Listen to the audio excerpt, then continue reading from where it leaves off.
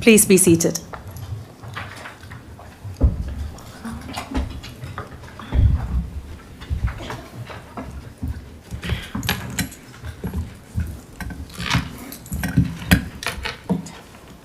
Good evening. I'm Councillor Shamila Siraja, and as Mayor, I would like to welcome you to this full council meeting. There are no scheduled fire drills tonight, so in the event of fire alarm sounding, please leave the building via the main spiral staircase and through the main reception doors. Once outside, please turn left and make your way to the fire assembly point located beyond the multi-storey car park on Exchange Road.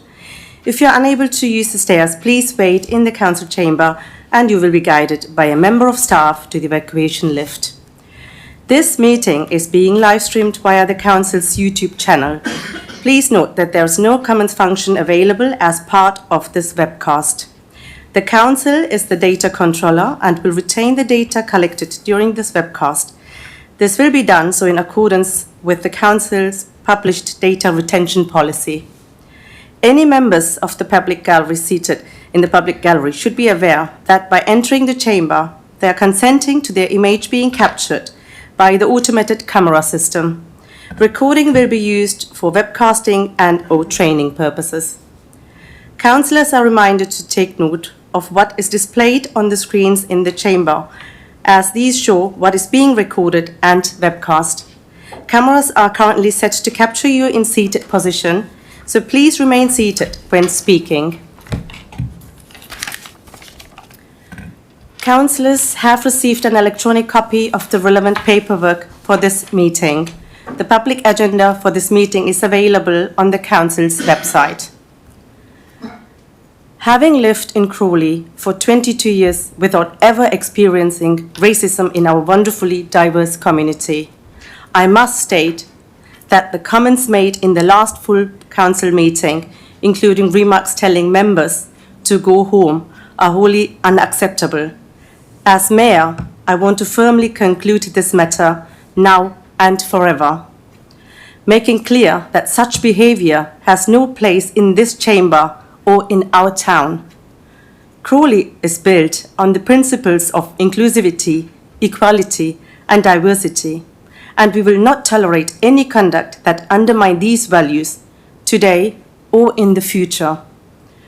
We owe it our residents and to future generations to uphold a standard of respect, unity and fairness, because we are one community and every one of us deserves dignity.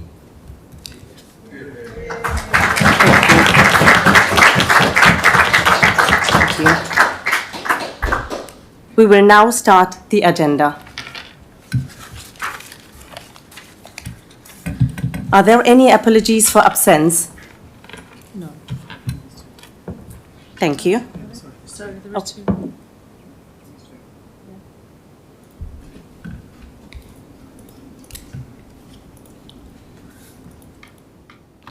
Apologies. Mayor, there are two, Councillor Burke and Councillor Burgess, we have apologies from. Thank you. Councillors' interests notified in advance of the meeting are set out from page 5 in the supplementary agenda order paper. Are there any further interest councillors wish to declare? No? Okay. Do you approve the minutes of the meeting of the full council held on 17th December 2025, which appear on page 5 to 22 in your agenda? Is that agreed?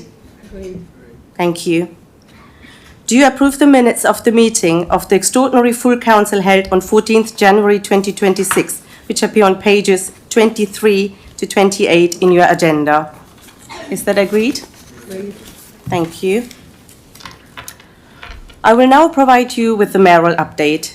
I had the privilege of attending Holocaust Memorial Day, a moment of deep reflection and collective remembrance. This solemn occasion reminds us of the millions of innocent lives lost during the Holocaust and in subsequent genocides, and it calls on all of us to stand firmly against hatred, discrimination in every form. As a community, we honor the survivors, we remember those who were taken, and we reaffirm our commitment to ensuring that such atrocities are never repeated. It was a profound honour to represent Crawley at this important commemoration and to stand alongside residents, faith leaders and community groups in a shared commitment to peace, dignity and humanity. I had the privilege and honour of officially opening the new St. Catherine's Hospice Superstore in Crawley. This remarkable new store, the hospice's largest ever, represents a significant step forward in supporting the vital care St. Catherine's provides to individuals and families across our community, located on Queensway in the former Sainsbury unit. During my visit, I had the opportunity to meet the dedicated staff, volunteers and supporters whose passion and commitment make the hospice work possible. The insight into how every purchase directly contributes to compassionate and end-of-life care was truly inspiring. This new store is not just a retail space, it is a hub of community, generosity, creativity and hope. It was an honour to cut the ribbon and celebrate this milestone with everyone involved. I encourage our residents to visit, support and part of the incredible work St. Catherine's continues to do for Crawley and the wider region. There are many more events ahead, and I'm very much looking forward to attending them and continuing to serve and celebrate our community. On to the Cabinet members' announcement with a 10-minute time limit. As you can see on page 7 of the order paper, there are 4 announcements. I will start with the Leader of the Council, followed by Cabinet Member of Resources, and concluding with Cabinet Member for Housing.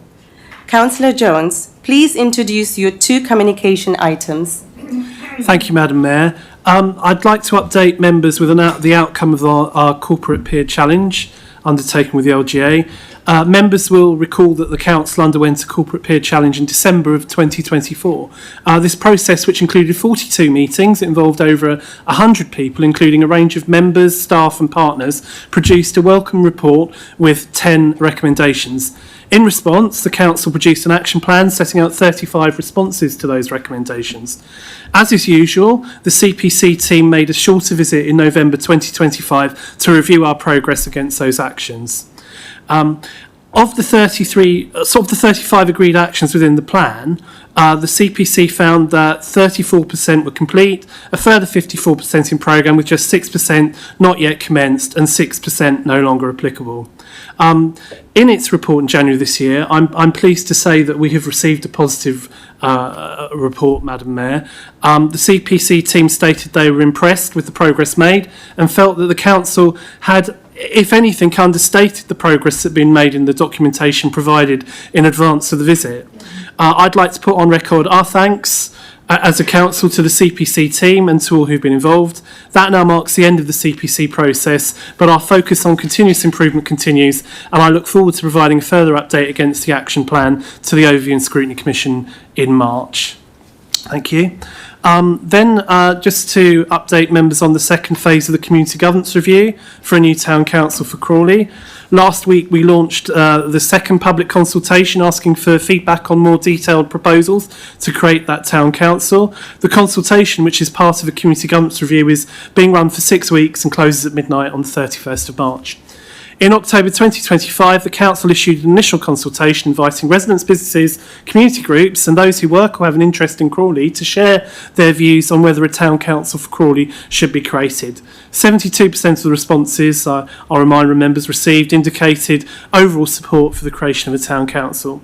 In this second consultation, we're asking for views on our draft recommendations as to how this Town Council should look. That includes how the Town Council could work in terms of the ward names, ward boundaries and numbers of town councillors for each ward. Due to the size and scale of the proposed Town Council and following the results of the consultation, we are proposing to have one Town Council that covers the borough but split into wards based on the current strong neighbourhood foundations within the borough. We are proposing 26 councillors across 14 neighbourhoods to represent their neighbourhood communities on the Town Council. The proposed ward boundaries are detailed on the map which is included as part of the survey. We're asking those who live or work in the borough, who have any other interest in the borough, to take a few minutes to complete the survey. Feedback is very important and will help shape our final recommendations. For those looking, the consultation can be found on the Crawley Borough Council consultation webpage, and there is a dedicated webpage on the Community Governance Review which includes frequently asked questions for anyone who needs more information. Thank you, Madam Mayor. Councillor Noyes, Cabinet Member for Resources, please introduce your communication item. Thank you, Madam Mayor. I'd like to give an update on the gigabit rollout out to completion. I'm pleased to share an important update marking a major milestone for Crawley's economy and our commitment to supporting local businesses and future-proofing our town. Crawley's new full fibre business network is now live, providing gigabit capable connectivity to more than 1,500 organisations, including over 700 in the Mayoral business district. Delivered by ITS Technology Group following a competitive council tender, the project combines Government Towns Fund investment, now part of the Local Regeneration Fund, with private funding. This 32-kilometre network is a major upgrade to Crawley's commercial infrastructure, giving businesses the reliable digital capacity needed for modern operations, including cloud-based, data-intensive and AI-enabled services. The network directly addresses long-standing concerns about slow connectivity identified by the business community, particularly in Mayoral, and supports our Towns Fund and ambitions for economic growth, innovation and business resilience. Income generated through the network can be reinvested for the benefit of Crawley's wider community. This infrastructure strengthens Crawley's position as a competitive, digitally advanced location, helping attract new business investment and retain employers.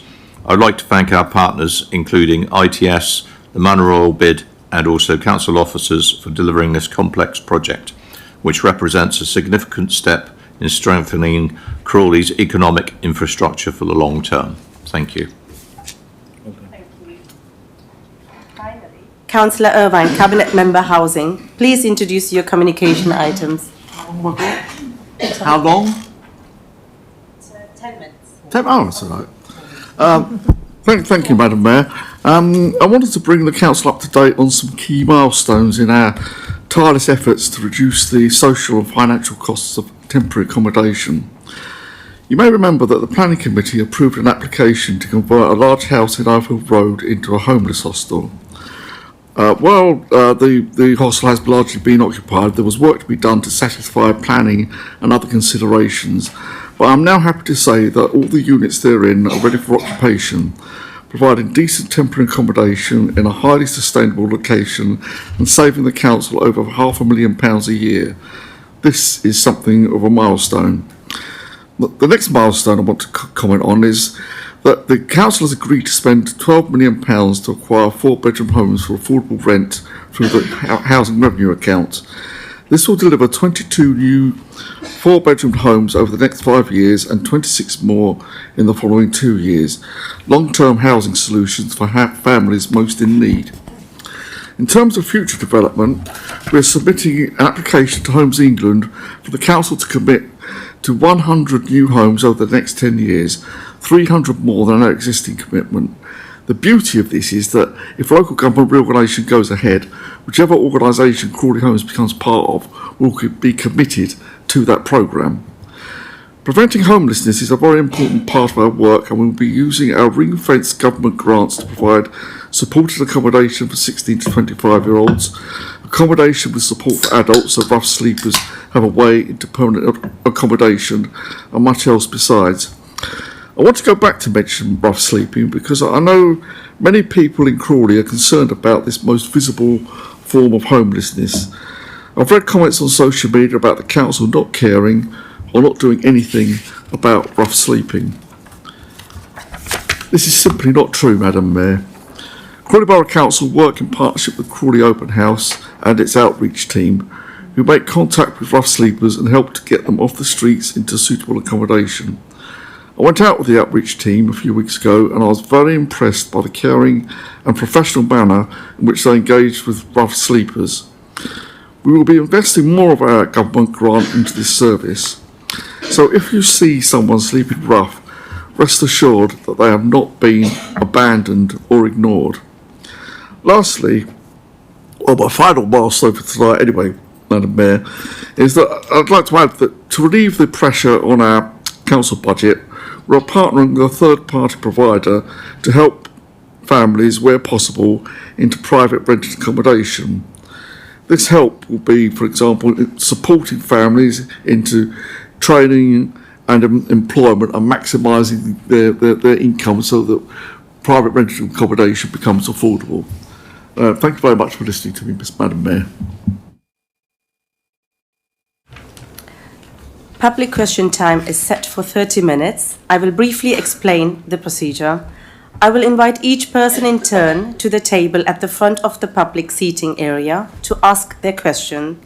Please state your name, which ward you live in, and then ask your question.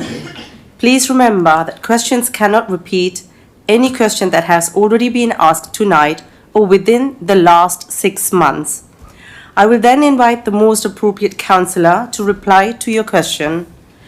You may then ask one supplementary question which should relate to your original question or the response given to it. We will start by noting the submitted written public question as detailed in the supplementary agenda on page 9, which includes the response. Please put your hands up if you are wanting to ask a question. Right, Mr. Burnham. Okay, that's fine.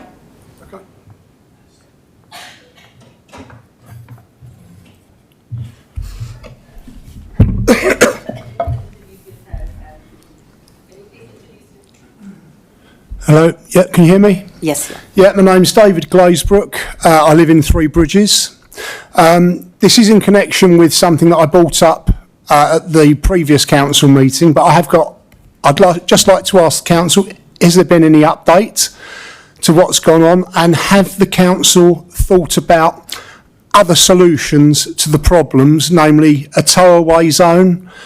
This is for parking on grassed areas, and also the public space protection order. Councillor Nawaz.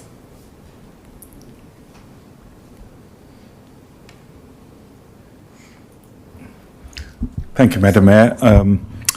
I'm happy to answer on behalf of the ward as a ward councillor, but I think it probably sits with Councillor Hilton. I think with that, I believe public space protection order question. We are asking some question is under consideration, but there's nothing has been made as a final decision on that. But at the same time, I think Councillor Hilton might explain a little bit more. There's a government consultation, central government consultation running at the moment on pavement parking, which includes those green spaces as well. That consultation might bring something which is only as a law applicable in London at this point in time, but not in our region. So that is possibly a solution going forward. But I'll leave the Councillor Hilton to answer that as a portfolio holder. Councillor Hilton, please. No, you don't need to. No, well, first of all, thank you. Nice to see you again, Mr. Glazebrook. I know we had quite a conversation last time round. I also believe that Councillor Nawaz, as one of your local ward councillors, reached out to you and had some conversations with you. I also understand that the Chief Executive, Ian Duke, has also written to you. I haven't got anything much to add to that at the moment, but we are looking at all the different options. The pavement consultation is something we're keeping a close eye on, and also other options which may be considered. However, what I suggest, if you've got any further questions, if you'd like to email me directly, I gave you a card last time round, and then we're having a chat. I'm happy to also meet with you, with Councillor Nawaz in attendance, and then we can see, because obviously it's a very important issue for you, it's a very important issue for us, but we want to get the right solution which is practical and responsible within the rules and within finances, etc., etc. So thank you very much for coming tonight. Thank you. Do you have any supplementary question? It's a supplementary information. As part of the discussions I've had with also the MP, Mr Lamb, he was in contact with West Sussex County Council, and whilst that isn't here, they have got a policy, a highway inspection manual. And in particular, if the council can take it forward for me, I don't know how it works, but it falls foul of their policy VG09, which is verge deterioration stroke overrun, and it details the aspects where it falls foul. I believe also West Sussex County Council are failing in that document of a failure to maintain and also a failure to inspect. I'll be honest, I don't know how to progress with speaking to West Sussex County Council. Perhaps somebody can help me in this one, but this is something that's not just Three Bridges. This is borough-wide, and it's destruction of Crawley Borough Council, soon to be Crawley Town Council property. Right, okay. I think, as Councillor Hilton was saying, he will get in touch with you, but do you have any supplementary question? No, just That's fine. Okay, sure. Thank you. Thank you. Yeah.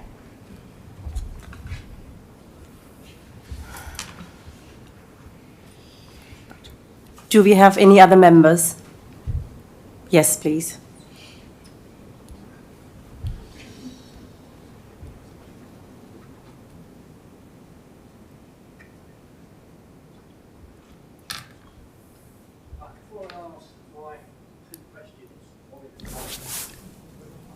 It's on. Thank you. Can I strongly agree with the Mayor that no form of racism should be tolerated? So my question is about the budget. The proposed Labour budget, if passed, will mean an increase in council tax by 2.99%, an increase in council rents by 4.8%. This will be the second year running that the working class residents of Crawley have been made poorer by this council. My question, therefore, is, what other cuts are proposed by the Labour budget?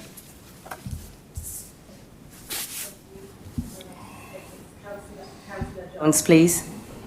Thank you, Madam Mayor. I don't think we're cutting anything. In fact, if Mr Burnham looks at the papers, there's not just a report, but there's budget amendments to reinstate money that was in previous year's budgets. I hope that's helpful. Thank you, Councillor Jones. I don't have the internet or whatever, and I don't know that what was the case. I'm asking the question, what cuts, if there are cuts, and you're telling me, apart from the cuts in the standard living of workers, there's no other cuts of services.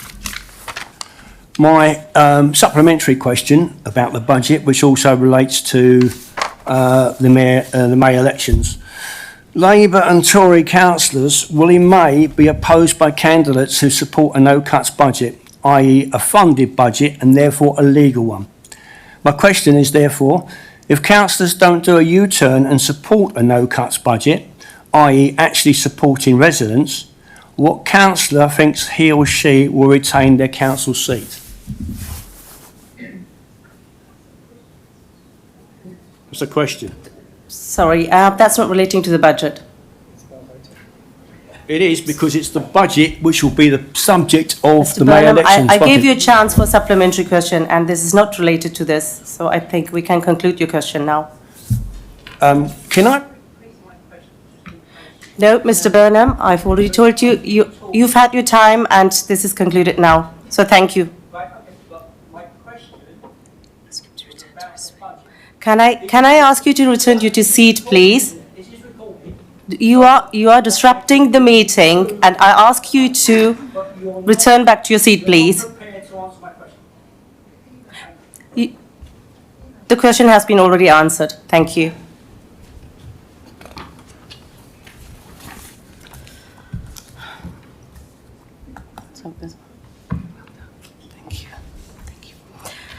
There are 3 recommendations from the committees to be considered by the Council this evening. They all come from the Cabinet held on meeting on 4th February 2026. Recommendation 1, to 2025-2026 Budget and Council Text, starting on page 85. Before we start with the recommendations, I'm going to explain the procedure for the budget debate. As per tradition for the Budget and Council Text item, I will be inviting speeches by each of the group leaders on the report. They will be given 10 minutes each to do so. I will then open up the meeting for the debate on the main report, the recommendation and the amendment.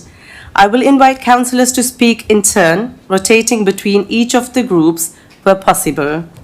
At the conclusion of the debate, I will then allow the leader to have his right to reply. I will then call for a vote on the amendment and the budget recommendation.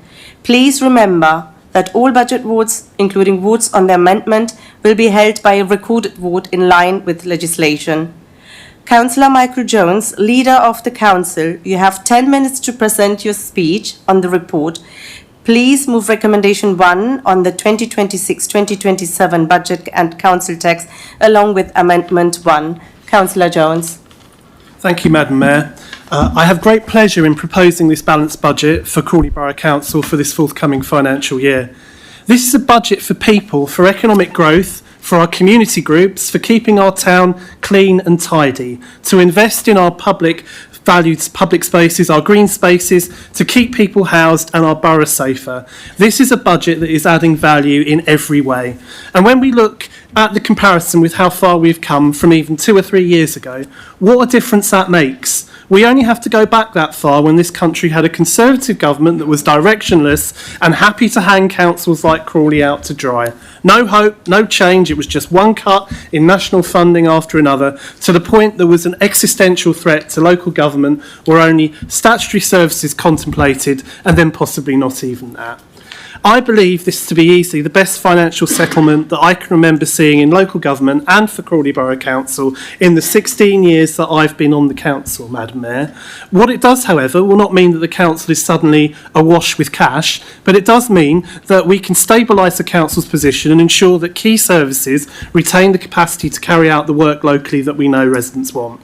That's a far more optimistic position, I have to say, than we were ever left in with the previous government. Now, let's look at the overall position.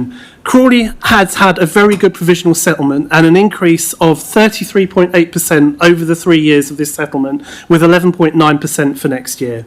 Once specific service-related grants have been taken into account, this amounts to about an extra £1 million of a general grant. We've also done much better on our business rates and forecasting the budget strategy, with an increase of £2.2 million. This is due to a higher rateable value, chiefly due to Gatwick Airport. The increase in funding is very welcome, but the risk of appeal by the airport remains, although we are cushioned by the government's safety net, which guarantees our income for next year. We also need to remember that government funding only covers a proportion of our gross expenditure. We still have to help ourselves through fees and charges and council tax.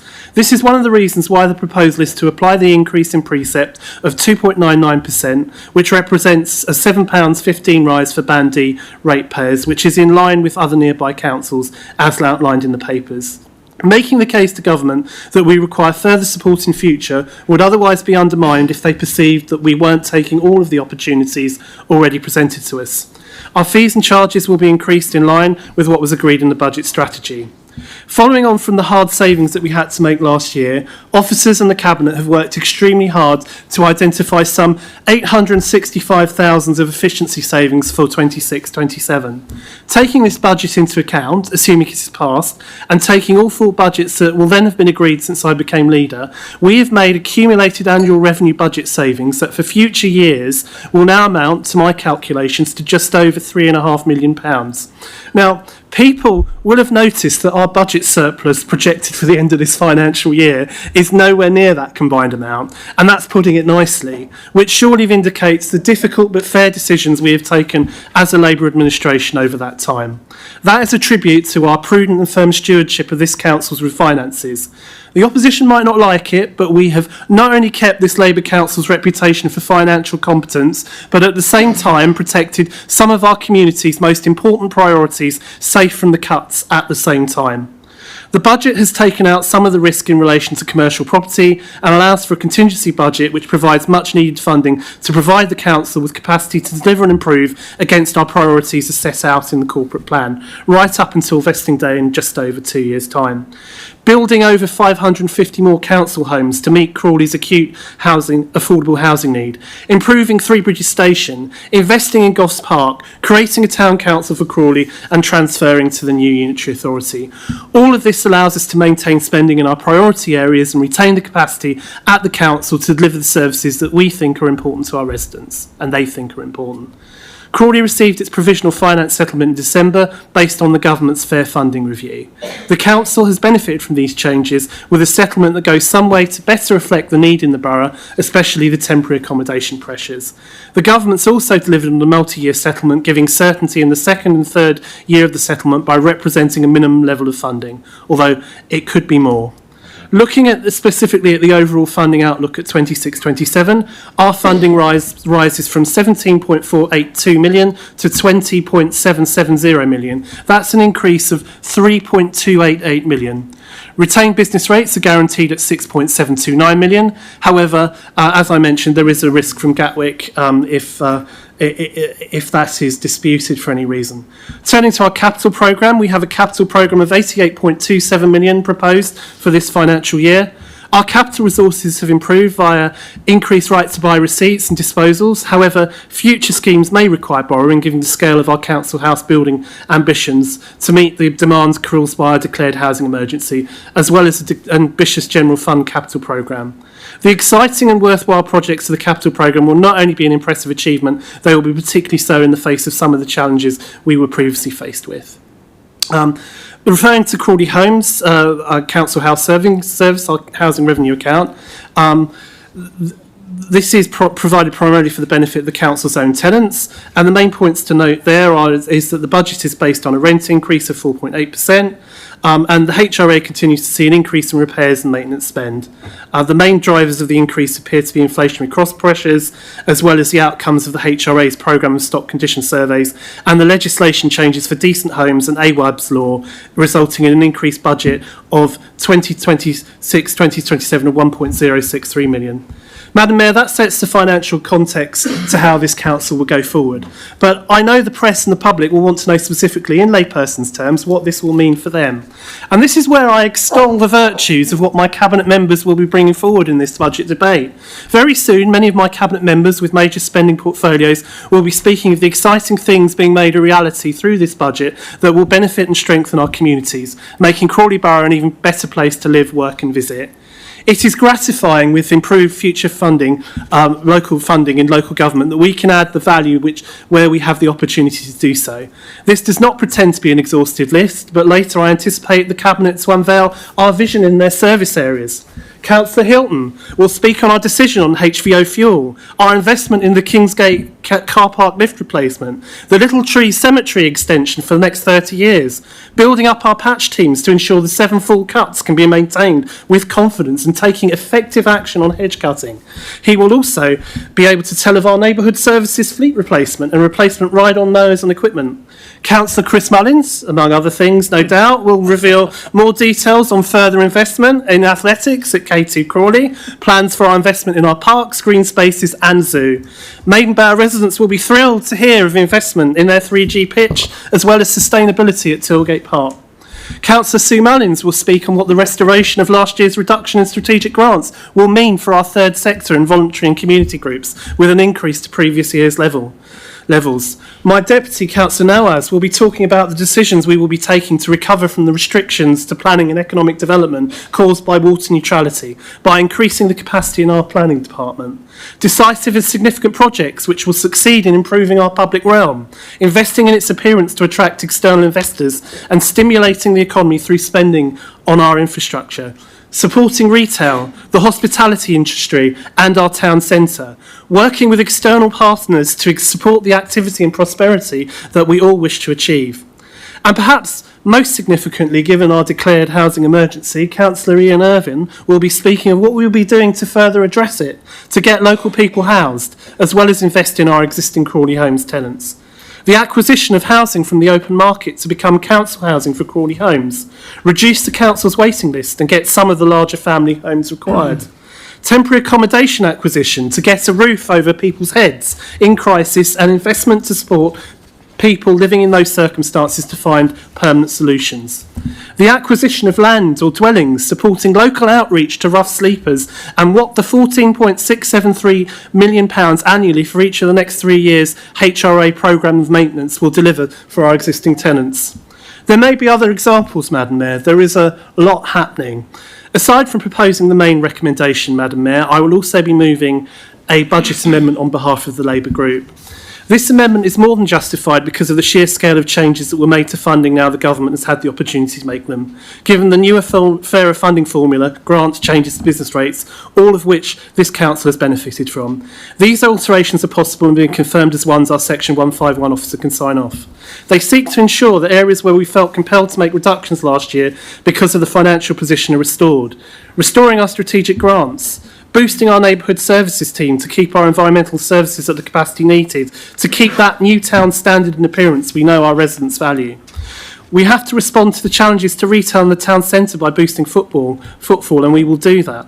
Madam Mayor, I'm aware I've spoken at length. I know others have more to say. Let's join together and agree the financial plan to ensure our council and our community remains fit for the future. I look forward to responding to members' questions and observations at the end of the debate. Many thanks. Thank you. Thank you, Councillor Jones. Councillor Nawaz, I believe you are seconding recommendation 1. In doing so, please confirm if you are wishing to reserve your rights to speak later during the debate. Councillor Nawaz.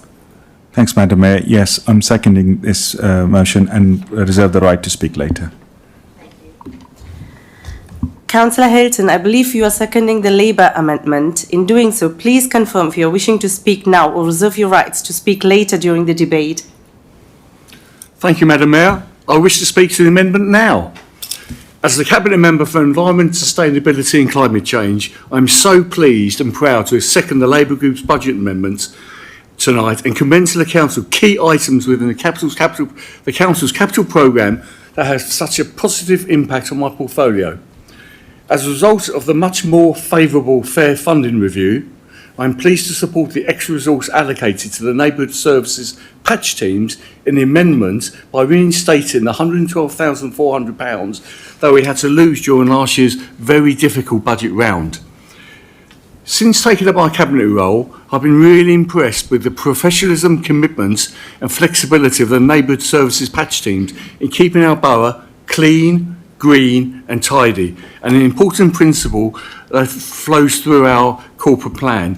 This additional money will help our patch teams keep our grassed areas and hedges neat and trim until the winter maintenance programme kicks in. It also contributes to keeping our local parades clean and tidy and dealing with the scourge of fly tipping.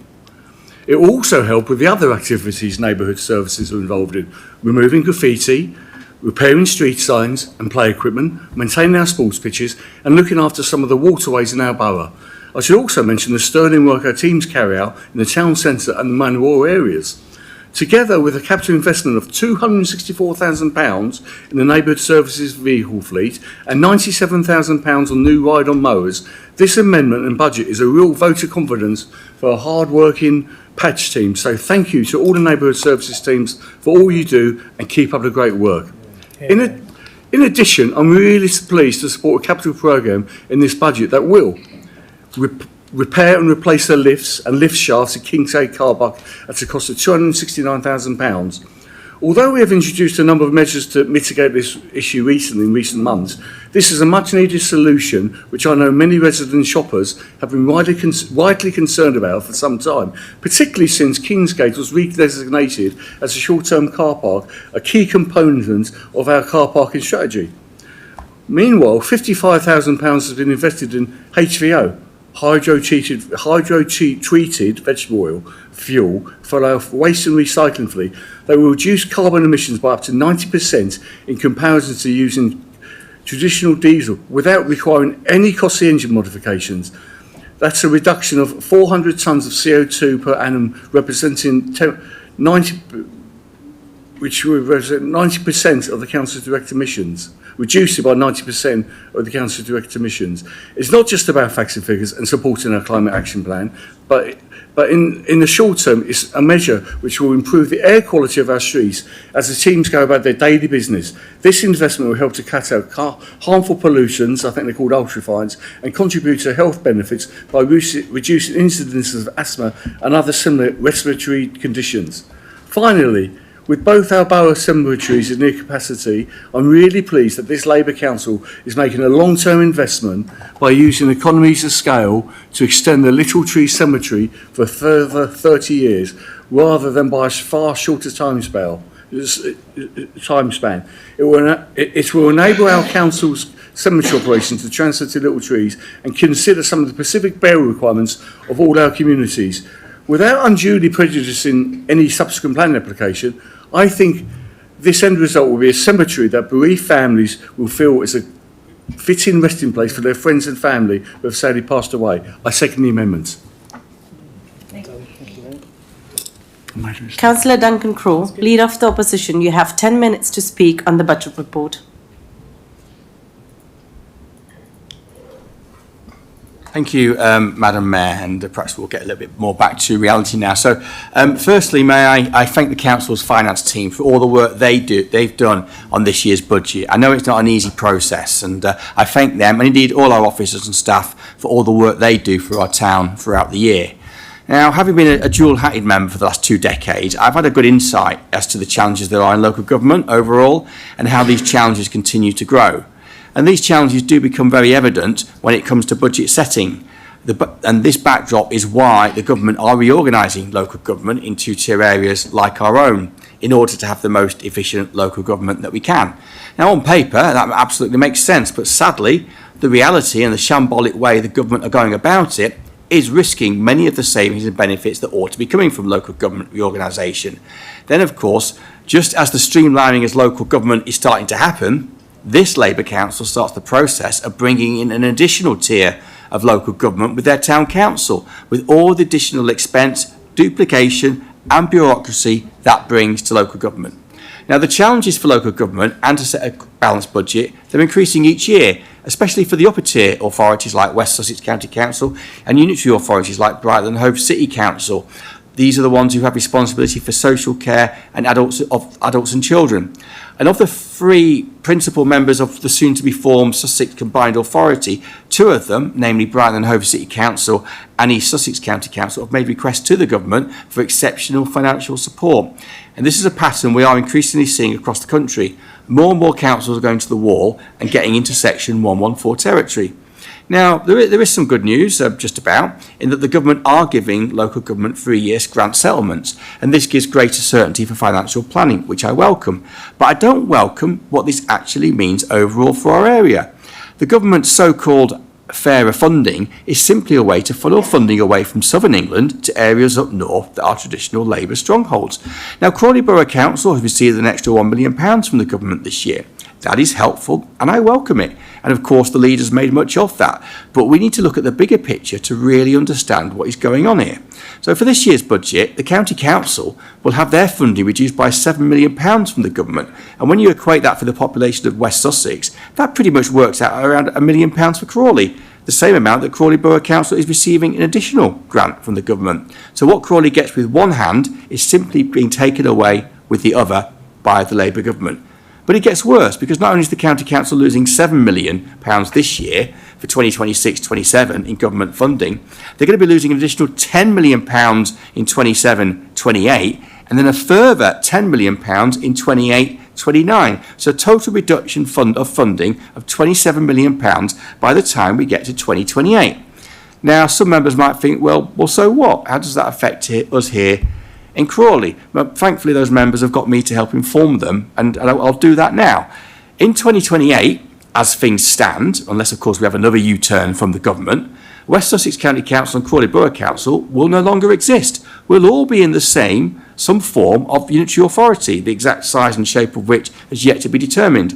Now, that £27 million reduction of government funding for West Sussex in 2028, that's going to become our combined reduction. And if you apply that to Crawley's population as a share, that equates to a funding reduction of around £3.5 million. And that will be Crawley's share of so-called fairer funding. So suddenly this £1 million extra for Crawley, well, it doesn't quite look so great now, does it? In the last few years, we've also been seeing challenges for districts and borough councils. And for Crawley Borough Council, housing pressures and homelessness have become particularly acute. And these pressures will become the unitary authorities' pressures in 2 years' time. And this council has rightly worked to try to address these pressures. And my colleagues and I have been supportive of measures to reduce the cost of temporary accommodation, to try and reduce the demand for temporary accommodation, and to provide housing. We know these pressures aren't going to go away anytime soon. And it is right that the council seeks to become more efficient in order to protect services. And therefore, it is right that savings and efficiencies are sought and presented as part of this year's budget. However, last year's presented savings have not all been realised. And I said last year that my confidence was not high that all of those savings would actually be realised within the financial year. And what has saved the council this year is greater than predicted returns in our investments. Otherwise, overspending and not realising all those savings would have had a significant issue on this for this council. Now, this year, I remain not confident that all these proposed savings will be realised within the financial year. We've got total savings of pre-amendment that is, of £865,292 to £2 proposed. By far and away, the largest individual saving is £300,000 on a reduced garage maintenance budget. So maybe that's a cut for Mr. Burnham because he was looking for one and none had been announced. That's over a third of the entire total. And if you were to ask many Crawley residents, I think their reply would be, what garage maintenance budget? And I'd say to all councillors, go and have a good walk around your ward and have a look at the garage blocks that you have there. Many are in an awful state of disrepair and look like they've been neglected for very many years. Many of them have got drains that flood in the outside areas. They've got litter, graffiti, old leaves and weeds. Many of them simply look awful. And at the same time, this Labour administration brought in inflation-busting increases to the garage rents. In fact, about 18 months ago, they brought in a whopping mid-year increase to the rent in addition to the annual rises in April. So our residents who rent garages would be right to ask if they're getting any value for money in the renting of their garage, or are they simply being used as a cash cow to subsidise failures elsewhere by this Labour administration. And another saving I want to highlight is the £37,000 on handing back maintenance to the bowls clubs. And this came up last year, and we proposed an amendment to remove that, and that was supported by the Labour group, who subsequently put in their own amendment, having received R1 first. And this year's delay has allowed that to happen. And I welcome that this has happened and that it has come back this year, but the other arrangements have been made enabling those bowls and croquet club to continue and to have the lawns maintenance. But let's remember, this did originally come from the Conservative group. Now, there are some efficiencies we support, but I do wonder what hasn't come forward and what has been replaced by that huge hit to our garage maintenance budget.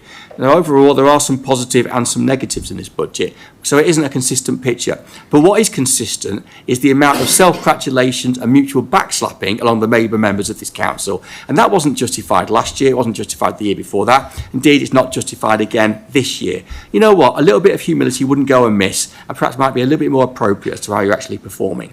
Now, I see there is a last-minute amendment from Councillor Jones to his own budget, one which I saw 40 minutes before this meeting started. And I recognise what's in there straight away as a reversal of some of the cuts that the Conservative group were not happy about last year. So we will support this budget amendment, but we are unhappy about the lack of notice that we received. Because I recall last year, when we submitted a budget amendment, we had the courtesy to send it to the Labour group in advance, but that hasn't happened this year. Thank you, Madam Mayor. Thank you. I will now open up the debate to the floor.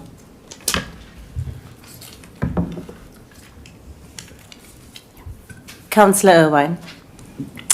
Thank you, Madam Mayor. I'm going to start by saying that I think I outlined many of the future housing plans of this council in my announcements earlier. So with that in mind, my contribution will be briefer than it would have been. But I would like to highlight some specific Crawley Homes milestones which have been achieved over the last year. For example, the household water risk assessments at 100%, which is obviously a safety guarantor for tenants. 73% of council homes surveyed under a stock condition survey programme. The ones that haven't been surveyed perhaps is because surveyors haven't been able to get access, and I would urge tenants to allow the surveyors to carry out their job. Retrofitting of Crawley homes, which is saving tenants money and reducing carbon emissions. And I'm glad to be working with Councillor Hilton on that subject. Resulting from our social housing regulatory inspection, a provider improvement strategy, which is a bit of a mouthful, in which we've already moved 49 actions from not started to progress on track. So we're making headway on that issue, and not to forget, Madam Mayor, that we did achieve a C2 rating in our inspection outcome from the regulator. That is, everyone would acknowledge that is a very good result. I just wanted to mention, though, I mean, no one wants to see people's costs go up, least of all me, but it's very easy to say that you shouldn't put the rents up by 4.8% or as we're proposing this year. But if we didn't put up the rents, then the only thing that would suffer would be the housing service, and it would be a spiral of decline, because that not putting up the rent by the required amount would mean that it would have a cumulative effect, a knock-on effect for years to come. And it doesn't take much for a housing service to slide in decline. And it's not an attack on working class people, although I think you can't assume that everyone who lives in a council house is working class. But it would be an attack on them if we didn't put the rents up, because instead we'd be inventing a new type of poverty in Crawley, which is housing poverty. And the people who would seek to exploit that would be all these companies that have set themselves up with names like Help for Homes and things like that, whose only existence is to try and exploit tenants, councils and housing associations into making money for them through housing disrepair. And I don't want to see housing disrepair in Crawley.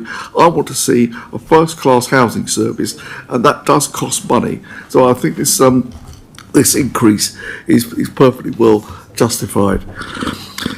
And as has been said, well, and also can I just add that I've said this before, and I will say this again, I am grateful to every member of this council who has supported our housing programme. I do mean that it does make life easier. On the other hand, why wouldn't any sensible councillor support our housing programme? The point of this, that we do have elections in May, as Mr Byrne mentioned earlier, and the programme of Crawley Borough Council is ambitious, but when it's achieved, it will mean a great deal to our town. There is a lot riding on it, Madam Mayor, a great deal. And as Gordon Brown said when he was Prime Minister, albeit in a different context, Let me remind this is one no minute remaining. time for a novice. Melbourne. Thank you, Madam Mayor. I'd like to start to say that I beg to differ all the about all the sunny news about the financial management of this Labour administration over the last 10 years. Some of you will remember that 9 years, almost to the day, we voted for the new town hall. And we voted to put in this lovely new town hall with 80,000 square foot of commercial space because it was going to give us a return of 6.25 and a rental income of 1.7 million. Well, if you did the maths on that, the cost of the town hall was going to be about 27 million. The report said 24, but never mind the 3 million, you know. But I did query that with Peter Lamb, the leader as he was, the Right Honourable MP as he is now. And he said, I'm not quite understanding your maths. And he referred me to the accountant. I was very concerned about the viability of the project because our town hall car park had one car parking space for 400 square foot of what we were trying to let. And most offices have one car parking space for 250. Anyway, why am I rambling on about this? It's important because if you look at our accounts, we've got £40 million worth of investment properties. We didn't make a net income on it. We made a net loss of £193,000.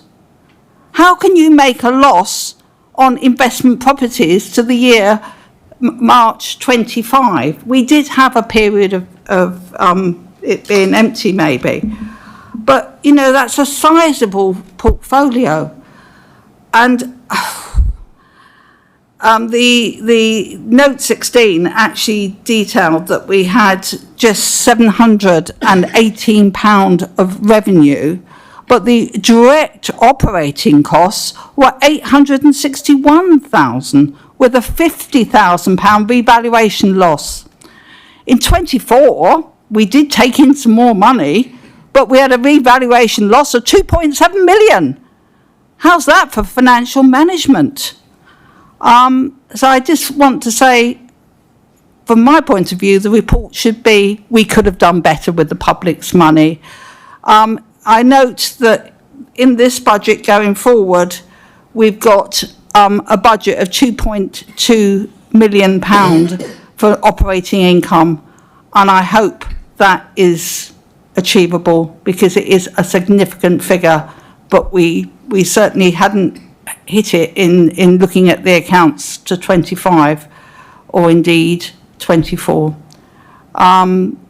So that is my observation on the accounts and budget as a boring accountant. Thank you. Councillor Chris Mullins. Yeah, thank you.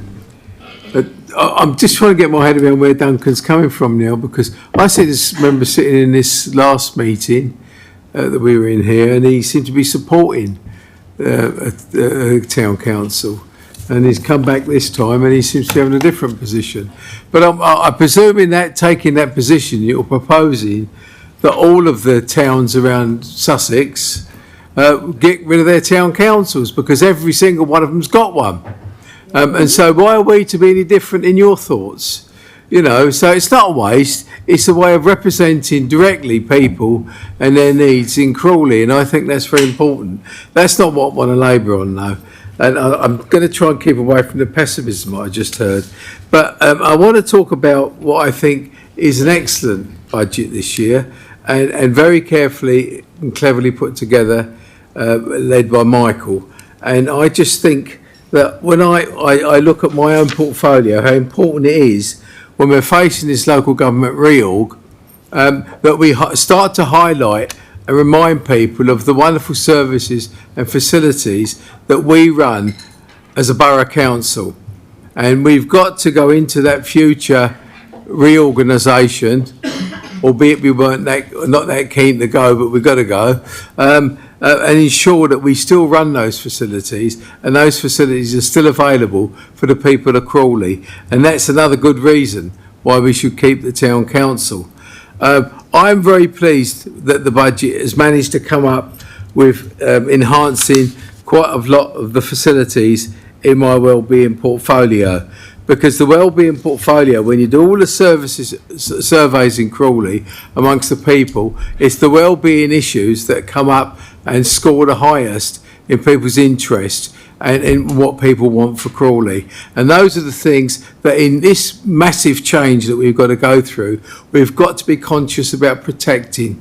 And I will just say, the leisure and wellbeing new replacement of K2 athletics track, Michael and I went out and inspected the present track, and it is frankly worn out. The Athletics Council of the UK have indicated to us that they won't recognise our running track unless we do it. We have a lot of athletics in Crawley, a lot of athletic associations, and we have a lot of elitist sports persons who use those facilities. And it's very, very important that we're able to go ahead with replacing that running track. And I thank Michael for making sure that that's come forward in this budget and it's in there. The investment in Goffs Park and the zoo expenditure is also important. As you know, both Goffs Park and all of our parks really are renowned for their green flags. We have a green flag town for all of our parks as you go around and look at them all.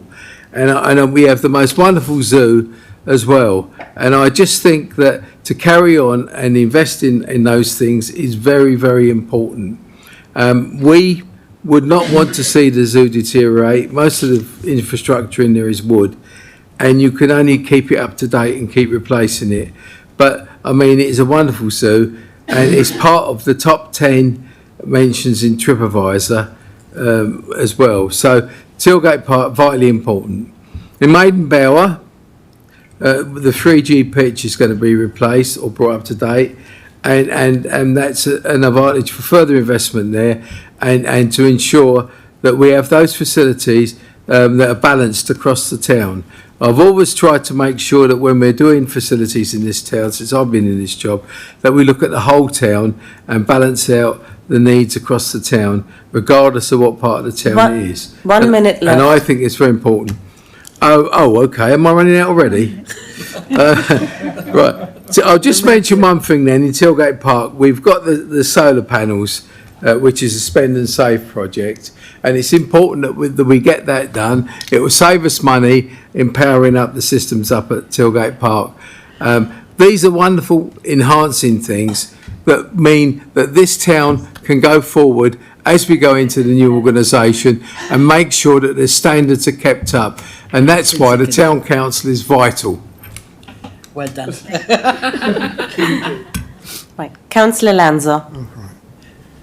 Thank you, Madam Mayor, and thanks to the finance team and the officers generally for preparing this budget. I was somewhat amused with the leader's opening remarks, alleging that the previous Conservative government posed an existential threat to local government. Has he missed the fact that the Labour government has given us an existential reality as Crawley Borough Council, and indeed for the other 6 boroughs and districts across West Sussex that will no longer exist, despite there being no reference to this in the manifesto? In terms of the revenue savings that he mentioned, I point out that the Conservative Council achieved £8 million of cumulative revenue spending savings from 2006 to 14 over a shorter time frame than he referred to, and when £8 million was worth a lot more than it is today. It was good of Councillor Jones to remind his cabinet members of what they were going to say as well. I think that's very helpful. But you know, Councillor Crowe is right as well. There was this reference to a £1 million additional settlement. If you look at the whole local government system in West Sussex, including ourselves, under whatever local government reorganisation option is selected, the system will be worse off. I think one of my main problems with this budget is the capital programme. We're told that cabinet members will be extolling the kind of capital expenditure that they'll be making, but that's a fat lot of good if over 1/3 of the capital programme isn't actually delivered. The February Overview and Scrutiny Commission reported a capital programme budget for the current year of £68 million. £3 million was reprofiled. That's called slippage. Doesn't sound a lot until you go back to the November 2025 Overview and Scrutiny Commission, when the capital budget for the full year, this full year, was £94.5 million, and 29.6 was reprofiled or slipped. Put another way, looking at your budget, capital budget for 25-26, that was £94.5 million, of which over £32 million has been reprofiled into future years. In other words, it's slipped. So the estimates that you're about to approve are totally open to challenge. And cabinet members in a moment might extol the capital expenditure they're going to make, but the real question of it is this: which of your capital programmes just aren't going to deliver? It's no good over-promising and under-delivering. And under-delivering has consequences. £32 million, let's call it £30 million, let's be generous. We achieved a treasury management interest rate of over 4%, but 4% of £30 million is £1.2 million. That's 4 times or more what you would need to freeze Crawley Borough Council tax altogether, or to have never made the cuts that you're reinstating in your amendment. In other words, the cuts never needed to be made.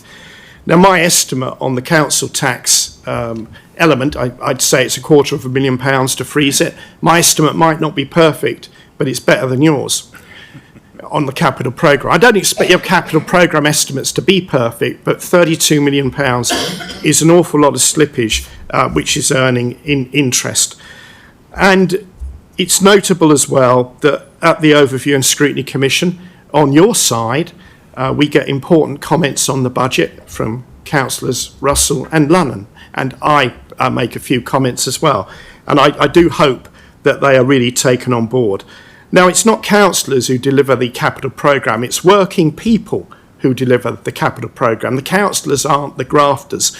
And incredibly, next year's capital programme, you've actually increased it from 68 million. Remaining. You've increased the capital programme, contrary to any logic. You've increased it from about 68 million to 89 million. In an environment when you're trying to set up a town council, an environment when we're getting closer to local government reorganisation and the dissolution of Crawley Borough Council, when you would think that political rationality would tell you, because you've slipped a third of it, you might be more modest. Instead, you're stressing out the council as an organisation and the people who work in it through an irrational political judgment over what you can deliver 30 seconds in the remaining. capital programme.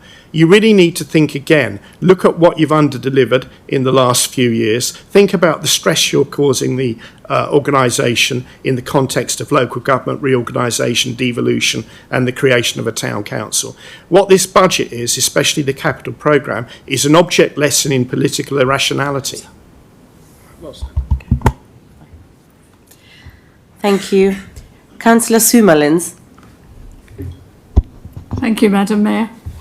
You know, every year when the budget comes round and we get the papers and we go through them, and it's a huge wad of papers as well, and then words start to jump out at you, like some of the ones that have just been thrown across the chamber: recharges, slippage, revaluation, capital programme, reprofiling, operating income. And your eyes start to roll back in your head and think, what is this all about? And then you pick up the papers and look at them and the rows and rows of figures and you try to make sense out of them. So I try to look at it in a different way. After all, I'm not an accountant of any kind and I don't pretend to be, but I try to look at it from a different way, from the way a normal person who lives in Crawley might look at it. First of all, are we delivering on our priorities? Are we affecting and enabling change in our communities? And are we improving and enhancing our residents' lives? For me, they are the most important things that we do with this budget. And therefore, you know, I really welcome the fact that we are bringing forward this budget in the fact, the way that we can interpret it, understand it, and make some sense out of it. I really welcome the 30,000 that's in the budget amendment in the uplift to the grants provision. Unfortunately, we had to take that out last year. Last year was an incredibly difficult year where we all on this side of the chamber had to make decisions that we did not feel comfortable with, didn't feel happy with, decisions that we did not come into local government to make. But they were necessary and we made them. So to be able to welcome that money back into my portfolio is, for me, absolutely fantastic. That money going into the portfolio not only supports so many of our organisations, but it enables them to go out to other organisations and say, look, Crawley Borough Council supports us, they recognise what we're doing, they think what we're doing is right and good for our residents, can you help us too? And other organisations out there, funding streams, can be got into because Crawley Borough Council has said this is a good cause, let's support it. In this town, we have now nearly over 200 organisations, voluntary organisations that work for the people of Crawley in every area of Crawley. We are the most amazing town for volunteers and for voluntary work. The volunteers in Crawley are the backbone of this town. They are the unsung, unknown heroes. Mostly we never know who they are. They are people all over this town, young and old, who give up their time day in, day out, week in, week out, month in, month out. They're always there, but you don't know who they are. We don't know their names. They're just there, and thank God they are. Some of them have been serving Crawley as volunteers for 5 years, 10 years, 15 years. I met somebody the other day who'd been volunteering for 25 years. And then you meet the volunteer in one organisation, you turn up at another organisation, there's the same volunteer, but they're doing more work for another group somewhere else. We have the most amazing people in Crawley. Now, you know, doing the grants process is always difficult because the demand is huge. People need funding, they need help, they need support, and we have a budget which is a generous budget, but it has to stretch a long way. But when I look at the different groups that come in, I try to visit as many of them as I can to find out really what they're all about, what they're doing and what they're achieving. And what strikes me every time when I visit them is that care that these people give. Not just to say, oh, you've got this problem, we can put this money to it and we can do it. They thought about what needs doing. They've started at the bottom. What it is that people need. What care can we give? The little things that make the difference to people's lives. Just some small things. I visited Age Concern. They put on, once a month, a film show for elderly people. It costs, I think, £5 for somebody to go along. Minute left. Oh, sorry. So for an afternoon, you get a cream tea and a film. I saw Dirty Dancing. I only saw half because I couldn't stay for the whole of it. But, you know, for those elderly people, that was their monthly outing. So important. The 10 little toes. Every family that comes in need, it goes out not only just with a bundle of things they need, but a hand-knitted little blanket for their baby, an individual one that's not like anyone else's. Dance Hub. Who knew? Dance classes for the over 50s, you can actually do dancing from a chair. Who knew that? So I just want to say, when we have the community awards, people on that side of the chamber and this side of the chamber, please come along, because that's the only opportunity we get to say thank you to the marvellous people in Crawley. Yeah. And thanks to this budget, we can support even more this year than we did last year. Yeah. Thank you. Councillor Yagard. Thank you. I thank the team for this budget. However, I always find the budget confusing, as does Councillor Mullins there. Pages of figures often seemingly plucked from the air. This time last year, I raised the issue of litter enforcement. Last year's budget suggested there was going to be £170,000 of additional income. It was going to be raised by outsourcing to a private enforcement company. Many of us thought this was highly unlikely and very optimistic, but we were assured that the level of fines to approximately 3,500 residents would be achievable, and this would lead to a balanced budget. So here we are again 1 year on, and as far as I'm aware, the contract for the enforcement company has not yet been finalised and no additional fines have been issued. Indeed, the report talks about unachieved savings. The budget includes an estimate of 170,000 of unmet savings from proposals from the previous budget. This is made up of 100,000 from the litter enforcement. No idea what happened to the extra 70,000 that was forecast last year, but you know. Then we have the paragraph of 40,000 of unmet increases for the garage income.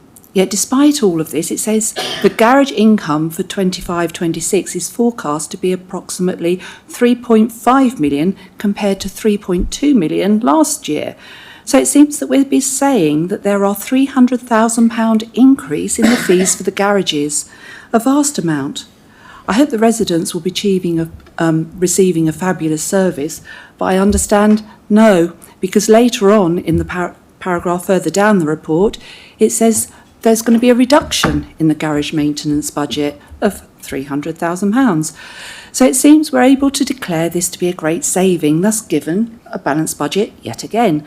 And it would seem to me that it's all smoke and mirrors, announcing savings which do not materialise, suggesting fines that do not happen, increasing charges that never take place, promoting projects and promises that all sound good but just slip into next year, all giving the impression of a balanced budget, but when clearly it was never going to happen last year, and it's never going to happen this year either.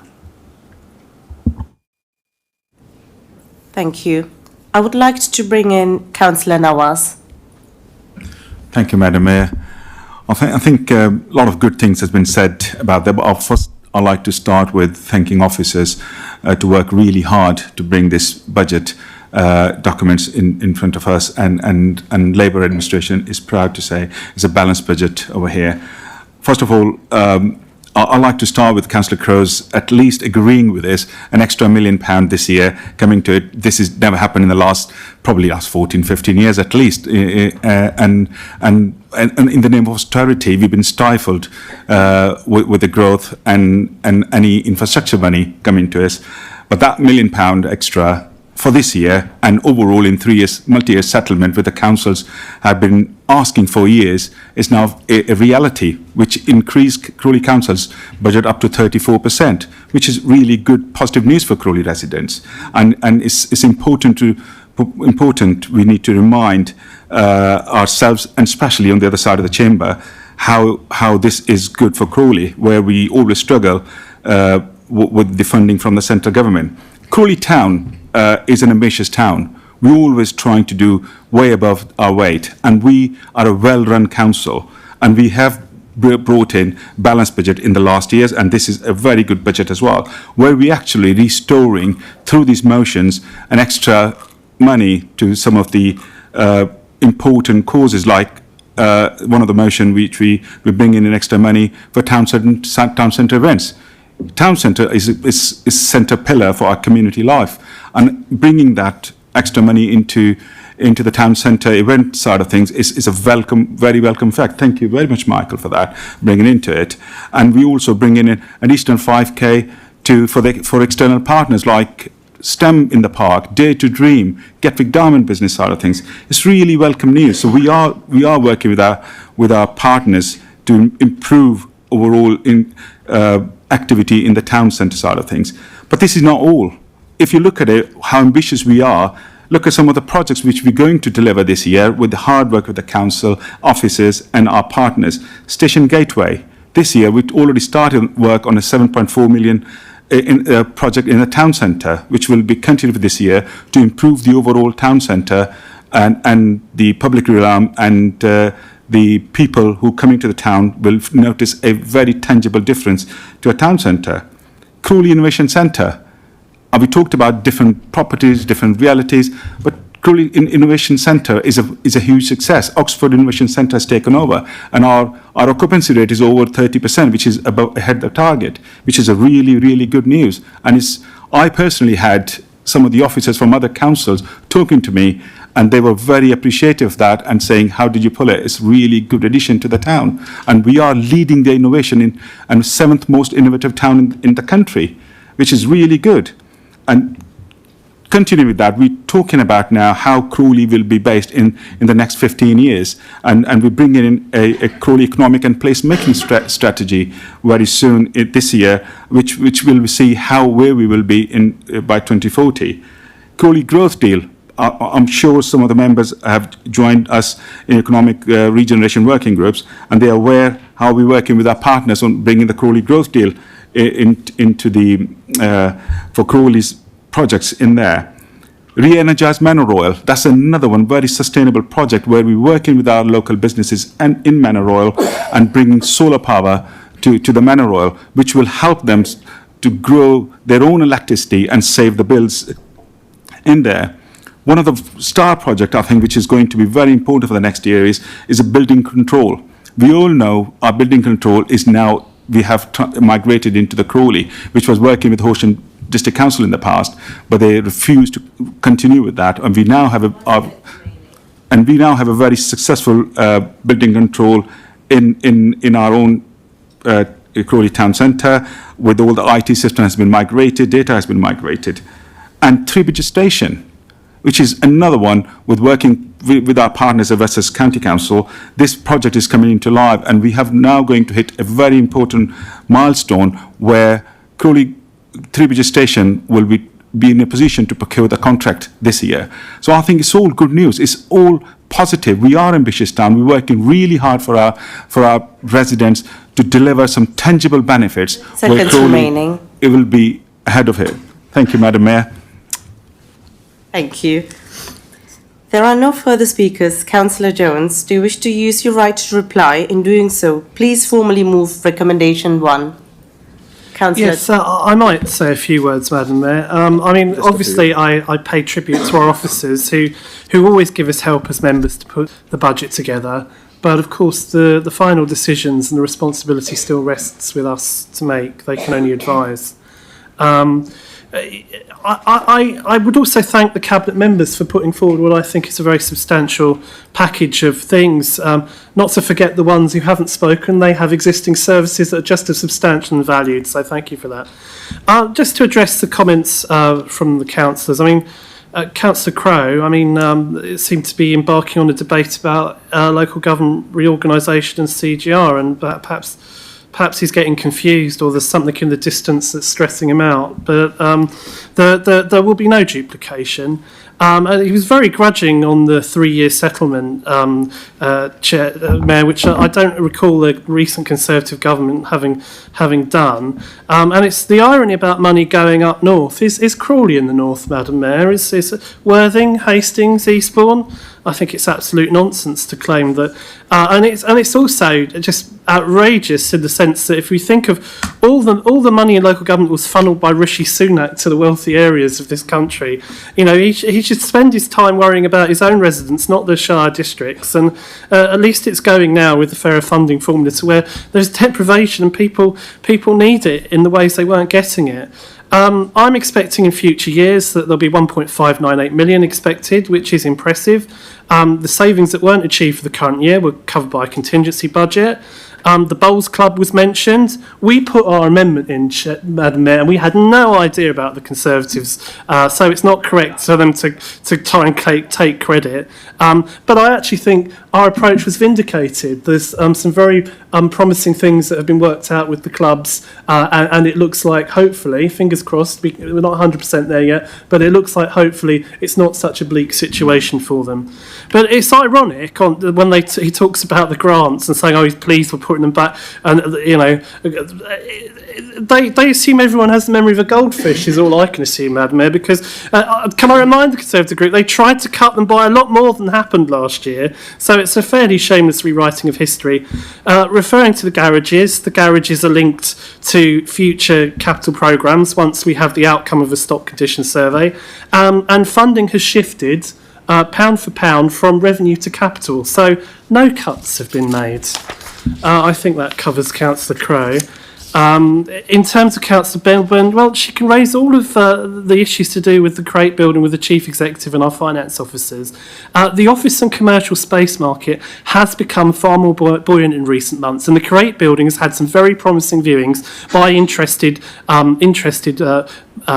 companies. And all I would say is, with our investment properties, that certainly might end up being more promising than she seems to think. In terms of the money that's lost, these are theoretical valuation losses. This is not real cash, and it's not related to the budget. Councillor Lanza, yes, there is an existential threat, or there was an existential threat to local government. If we were just delivering statutory services, we'd end up like the local DWP office, no local differences. At least the councils of the future will have the choice for their communities. I mean, if you're so disgusted, Councillor Lanza, don't stand for the next unitary out of principle, would be my advice, if that's how you feel. But in terms of the capital programme, again, we're reliant often on circumstances that are caused delay by third parties. Now, I don't anticipate under-delivery, and many of these have got time factors that require that they are delivered. Remaining. Thank you. We've increased our capital programme because we're ready to move forward on a range of projects now water neutrality is over, and a significant amount of the slippage was due to external funding where we held on to the money for our partners in the town's funds, which seeing as he attends these meetings, as I seem to recall, he should know. So in any case, you know, again on the interest, we don't pay over until they're delivered. So I say, Madam Mayor, ignore the naysayers like Councillor Lanza. We have the vision and we can achieve this. Councillor Jaggard, there have been a high number of enforcements on fly tipping and litter. There's been a 44% 30 increase seconds remaining. In enforcements, 1,649, I believe, according to the BBC's figures. And an announcement to members, and I believe there was a notice of a cabinet member decision made by Councillor Khan in the not too distant future in a recent bulletin, and which I encourage Councillor Jaggard to read them. And as for the new enforcement team, I'm delighted to say, Madam Mayor, stay tuned for an announcement on this very soon about them being out on the beat. We're not quite there yet, but that will be forthcoming. Thank you. Thank you. And I formally move. Thank you. Order, please. Yes, please. Thank you. In his summing up, Councillor Jones claimed that he had no knowledge of the Conservative amendment for last year's budget prior to the council meeting. I have just done a search on my emails and confirmed what I knew. I sent Councillor Jones an email on the 24th of February and I said, "Hi Michael, guided by what you said at the Cabinet meeting about time for consideration, I'm giving you early sight of what I sent to my group for discussion at our group meeting tonight." And I've got the list of the amendment that the Conservative group discussed and put forward for last year's budget. So I want a correction from Councillor Jones, please, who wholly misrepresented what happened last year's budget.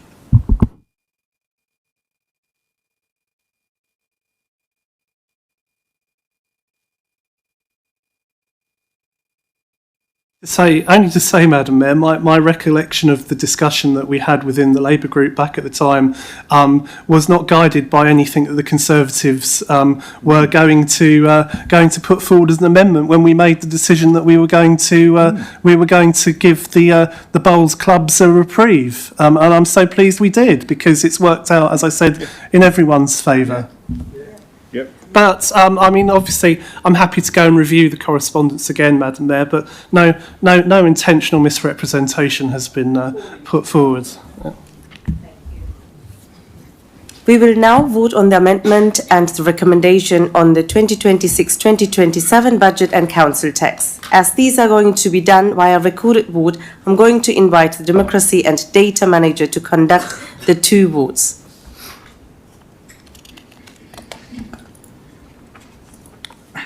Thank you, Madam Mayor. Just for clarification purposes, the first recorded vote will be on the Labour amendment as detailed on page 21 in the order paper. I will not be turning the microphones on, so please just shout to make the evening smoother. Councillor Abu Musa. Councillor Adonai. Councillor Ashraf. Councillor Ayling. Councillor Barrett. Councillor Belbin. Councillor Bidwell. Councillor Bushnell. Councillor Cheriton. Councillor Crowe. Councillor Hart. Councillor Hellier. Councillor Hilton. Councillor Irvine. Councillor Jaggard. Councillor Jahans. Councillor Jones. Councillor Imtiaz Khan. Councillor Kieran Khan. Councillor Yasmin Khan. Councillor Lanza. Councillor Lunnon. Councillor Chris Mullins. Councillor Sue Mullins. Councillor Ngali. Councillor Nawaz. Councillor Noyce. Councillor Patel. Councillor Pritchard. Councillor Ramsey. Councillor Rana. Councillor Russell. Councillor Sivaraja. And finally, Councillor Yanni. That was passed unanimously. We will now hold a recorded vote on the recommendation 1, the 2026-2027 substantive budget council tax as amended. Councillor Abu Musa. Councillor Adonai. Councillor Ashraf. Councillor Ayling. Councillor Barrett. Councillor Tina Belbin. Councillor Bidwell. Councillor Bushnell. Councillor Cheriton. Councillor Crowe. Councillor Hart. Councillor Hellier. Councillor Hilton. Councillor Irvine. Councillor Jaggard. Councillor Jahans. Councillor Jones. Councillor Imtiaz Khan. Councillor Kieran Khan. Councillor Kieran. Councillor Yasmin Khan. Councillor Lanza. Councillor Lunnan. Councillor Chris Mullins. Councillor Sue Mullins. Councillor Mungali. Councillor Nawaz. Councillor Noyce. Councillor Patel. Councillor Pritchard. Councillor Ramsey. Councillor Rana. Councillor Russell. Councillor Sivaraja. And finally, Councillor Yanni. 25.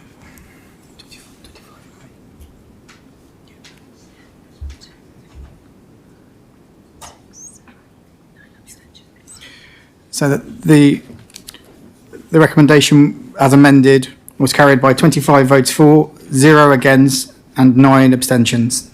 Thank you, Madam Mayor.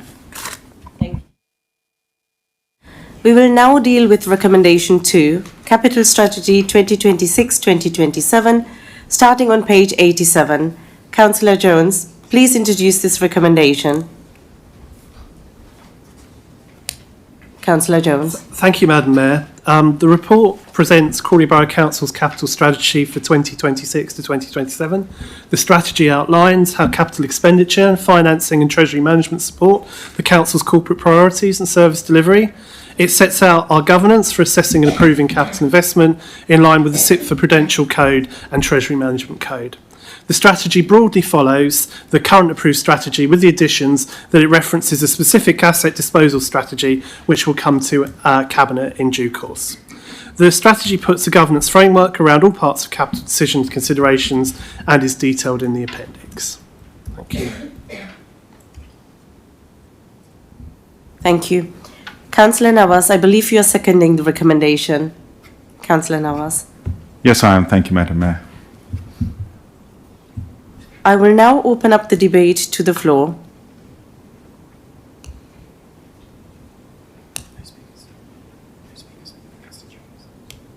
Okay. There are no further speakers, so Councillor Jones. Well, I don't have anything to reply to, Madam Mayor. I formally move, yes. Yeah.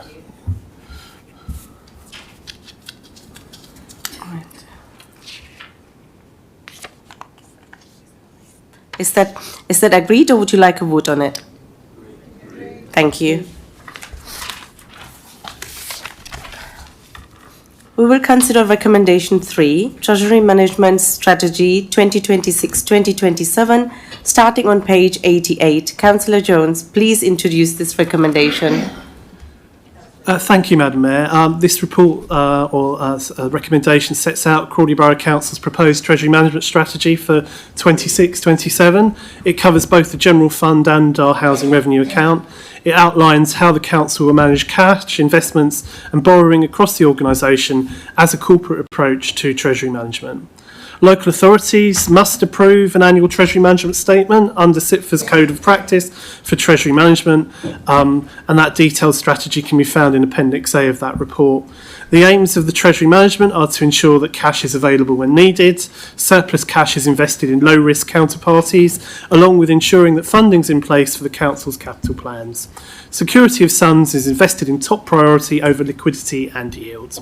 This strategy includes a range of prudential indicators which have been updated to reflect the 26-27 budget and the capital programme.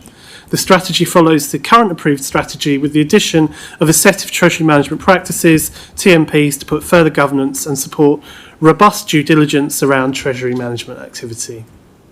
Thank you, Madam Mayor. Nawaz, I believe you are seconding the recommendation. Yes, Madam Mayor, I am seconding the recommendation. Thank you. The floor.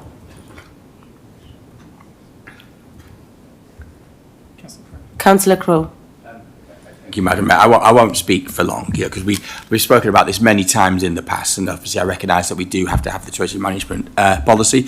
Members know what my concerns are, but in the scheme of things, it's not significant. It very much comes very much after security, liquidity, and yield as a fourth consideration, and in reality, it doesn't really get to apply, we very much, but as a matter of principle, we will be abstaining on it, and it's perhaps one of those things that we'll put right when we have the unitary. Thank you. There are no further speakers. Councillor Jones, please formally move the recommendation. Well, Chair, Mayor, I do find it slightly odd that we have members of the group opposite saying that there are things that they're not content with the policy, the strategy, and they can't support it, and then not offer at least some indication what that's about. I mean, you know, do we have to answer the riddle of the Sphinx to get to know what this is? I mean, if Councillor Crowe is talking about the ethical management, ethical investment policy, he's nodding his head, Madam Mayor. Thank you, I mean, but just to confirm, we have an ethical investment policy because this council does not believe that we should undertake direct investment or borrowing activities with activities include armaments, gambling, Councillor pornography, Jones, tobacco. Can I just ask you, is that agreed, or would you like a vote on it? Sorry? I'd like to exercise my right to reply, Madam Mayor. Is that acceptable to the officers? Oh, good, thank you.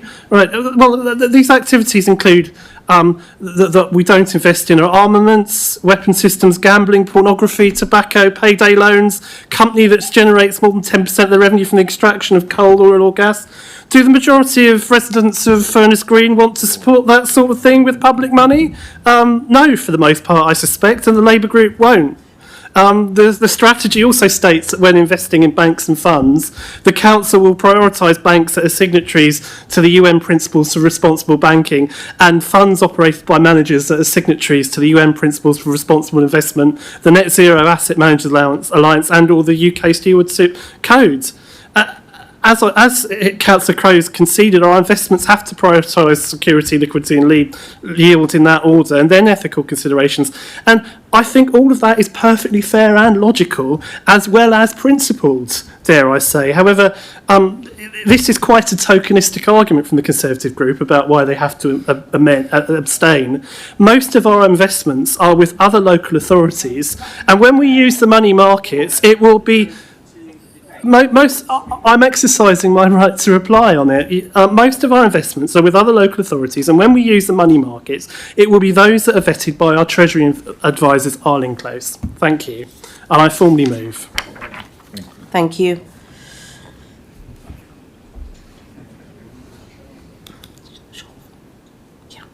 Right. So, can I have show of hands in favour?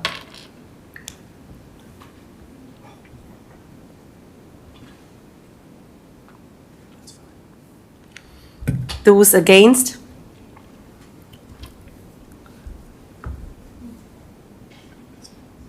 Those abstaining?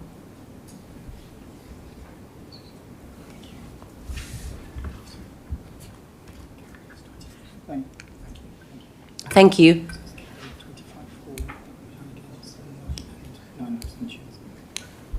Okay. It's 25-4. None against. Okay. None against, 9 abstention, and with this recommendation is carried.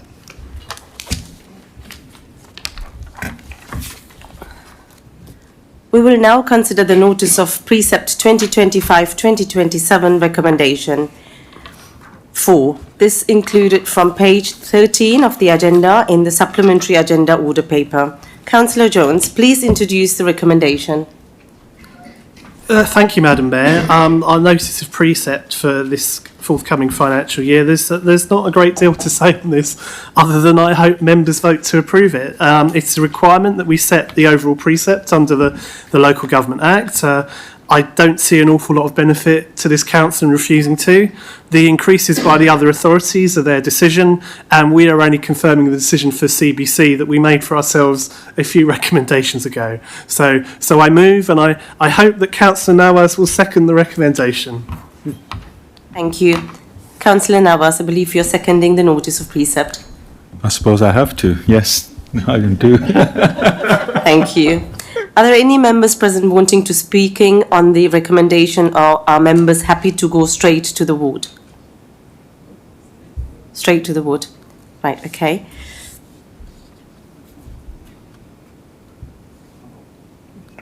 Can I have a show of okay, that's right. Yes, yeah. Can I invite our democracy monitoring officer to conduct the vote? Thank you, Madam Mayor. Just to be clear, this is you're voting on the precept as set on page 20, precept for 2026-2027 as detailed on the supplementary agenda, page 21. It's a recorded vote. Again, we won't turn the microphones on for expediency. Councillor Abumosa. Councillor Adonai. Councillor Ashraf. Councillor Ayling. Councillor Barrett. Councillor Belbin. Councillor Bidwell. Councillor Burke. Councillor Bushnell. Councillor Cheriton. Councillor Crowe. Councillor Hart. Councillor Hellier. Councillor Hilton. Councillor Irvine. Councillor Jaggard. Councillor Jahans. Councillor Jones. Councillor Imtiaz Khan. Councillor Kieran Khan. Councillor Yasmin Khan. Councillor Lanza. Councillor Lunn. Councillor Chris Mullins. Councillor Sue Mullins. Councillor Mingali. Councillor Nawaz. Councillor Noyce. Councillor Patel. Councillor Pritchard. Councillor Ramsey. Councillor Rana. Councillor Russell. Councillor Sivaraja. And finally, Councillor Yanni. The recommendation before is approving the precept, notice of precept 2026 was carried unanimously. Thank you, Madam Mayor. We will now deal with the first of the two notice of motion before us this evening, which is set out on page 95 of the agenda. Notice of motion 1, motion to restore decency in public life. This motion will be moved by Councillor Crowe and seconded by Councillor Jaggard. I therefore call upon Councillor Crowe to formally move and present your notice of motion. Councillor Crowe. Thank you, Madam Mayor. Why is Keir Starmer still Prime Minister? Many people are asking this question. It's not just me. His government is now in a permanent state of chaos, and I don't think that anybody is credibly saying with a straight face that this will change all the while he remains as Prime Minister. This chaos is so bad that it's now permeating through all tiers of government. And this link to local government, and indeed a historical local precedent for this type of motion at this council, are some of the reasons why I've tabled this motion. Now, I've only got 5 minutes to speak, which limits me greatly given that there's so much material.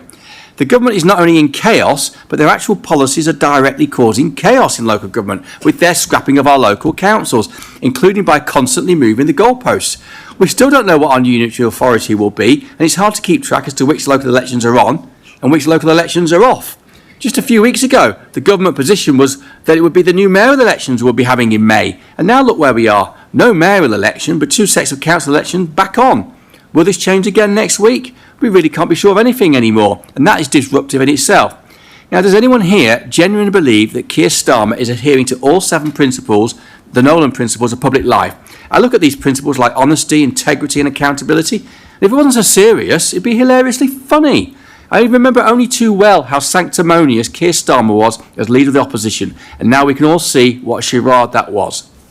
Many people share my view that Keir Starmer tells blatant lies. This is noticeable from his wholly misleading pitch in the Labour leadership contest, and more recently, I believe he has misled Parliament that the Chagos Islands deal is the only way to ensure the use of the military base at Diego Garcia, and there is now plenty of evidence out there that that is not the case. Last year, Keir Starmer appointed Peter Mandelson as US Ambassador. He knew that Mandelson was best pals with the convicted paedophile Jeffrey Epstein, but he appointed him anyway. And many people believe a key motivation was to use Mandelson to smoothie the US administration to ensure US support for Starmer's grubby Chagos Islands deal with Mauritius. And on Tuesday, Peter Mandelson was arrested for misconduct in public office, a defining moment of Keir Starmer's premiership. And for me, the Mandelson files are the final straw. Decency in public life needs to be led by example from the top, and Keir Starmer is failing time and time again. He tells lies and he has appalling judgment. His Downing Street operation has fallen apart and it's not functioning anymore. Since coming into office 19 months ago, in July 2024, he's got through 3 cabinet secretaries, 4 chief of staffs and 4 directors of communications. And I agree with Alex Sarwar, the leader of the Scottish Labour Party. He's called for Keir Starmer to resign. And you also note that Peter Lamb MP, he's honourable, by the way, Councillor Bellman, not right honourable. He gave an interview and he said that Keir Starmer should set out a timetable for the leadership contest, because we all know it's coming anyway. And for once, Peter Lamb is right.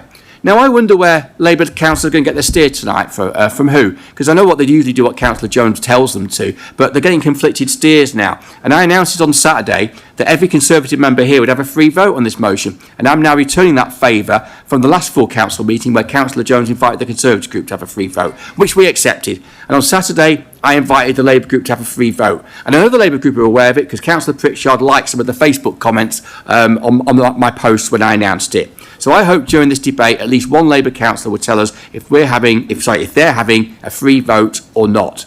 I urge all members from both groups to support my motion. Keir Starmer needs to go, and he will be going this year, maybe as soon as next week if tomorrow's Denton and Gorton by-election is bad for Labour.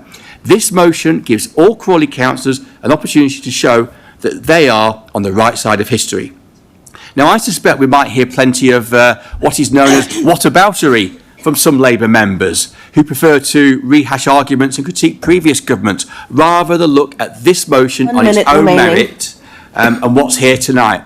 I encourage anyone who is in any way inclined to is inclined to talk about yesteryear, previous leaders, previous prime ministers, talk about Boris, whatever, to stick to the here and now and focus on what many Crawley residents want to see.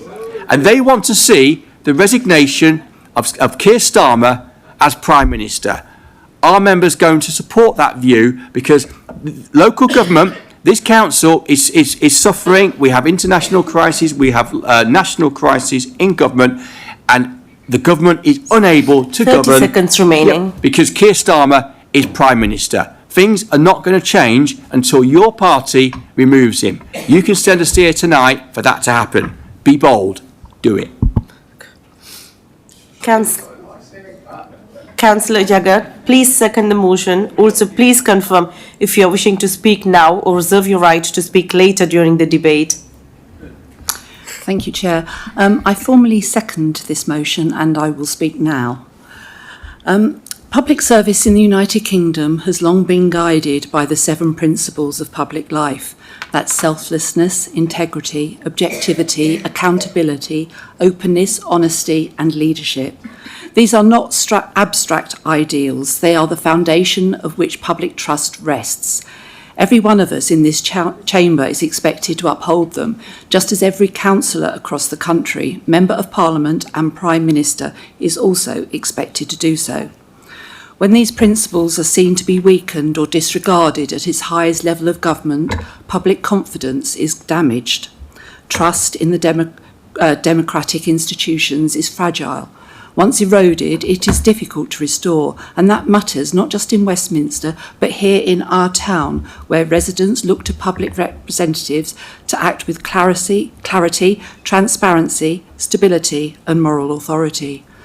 We are living through a period of significant international uncertainty and serious domestic pressures, economic strains, public service challenges, and divisions within our community. At such times, the country deserves strong, steady, principled leadership.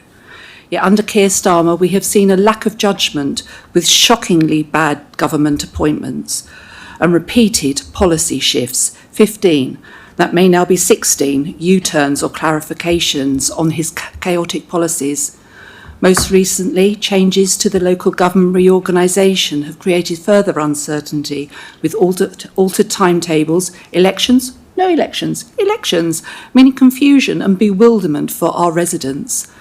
There has also been numerous occasions where the Prime Minister claims to have had no knowledge of a situation. Files didn't come across my desk is a well-known quote.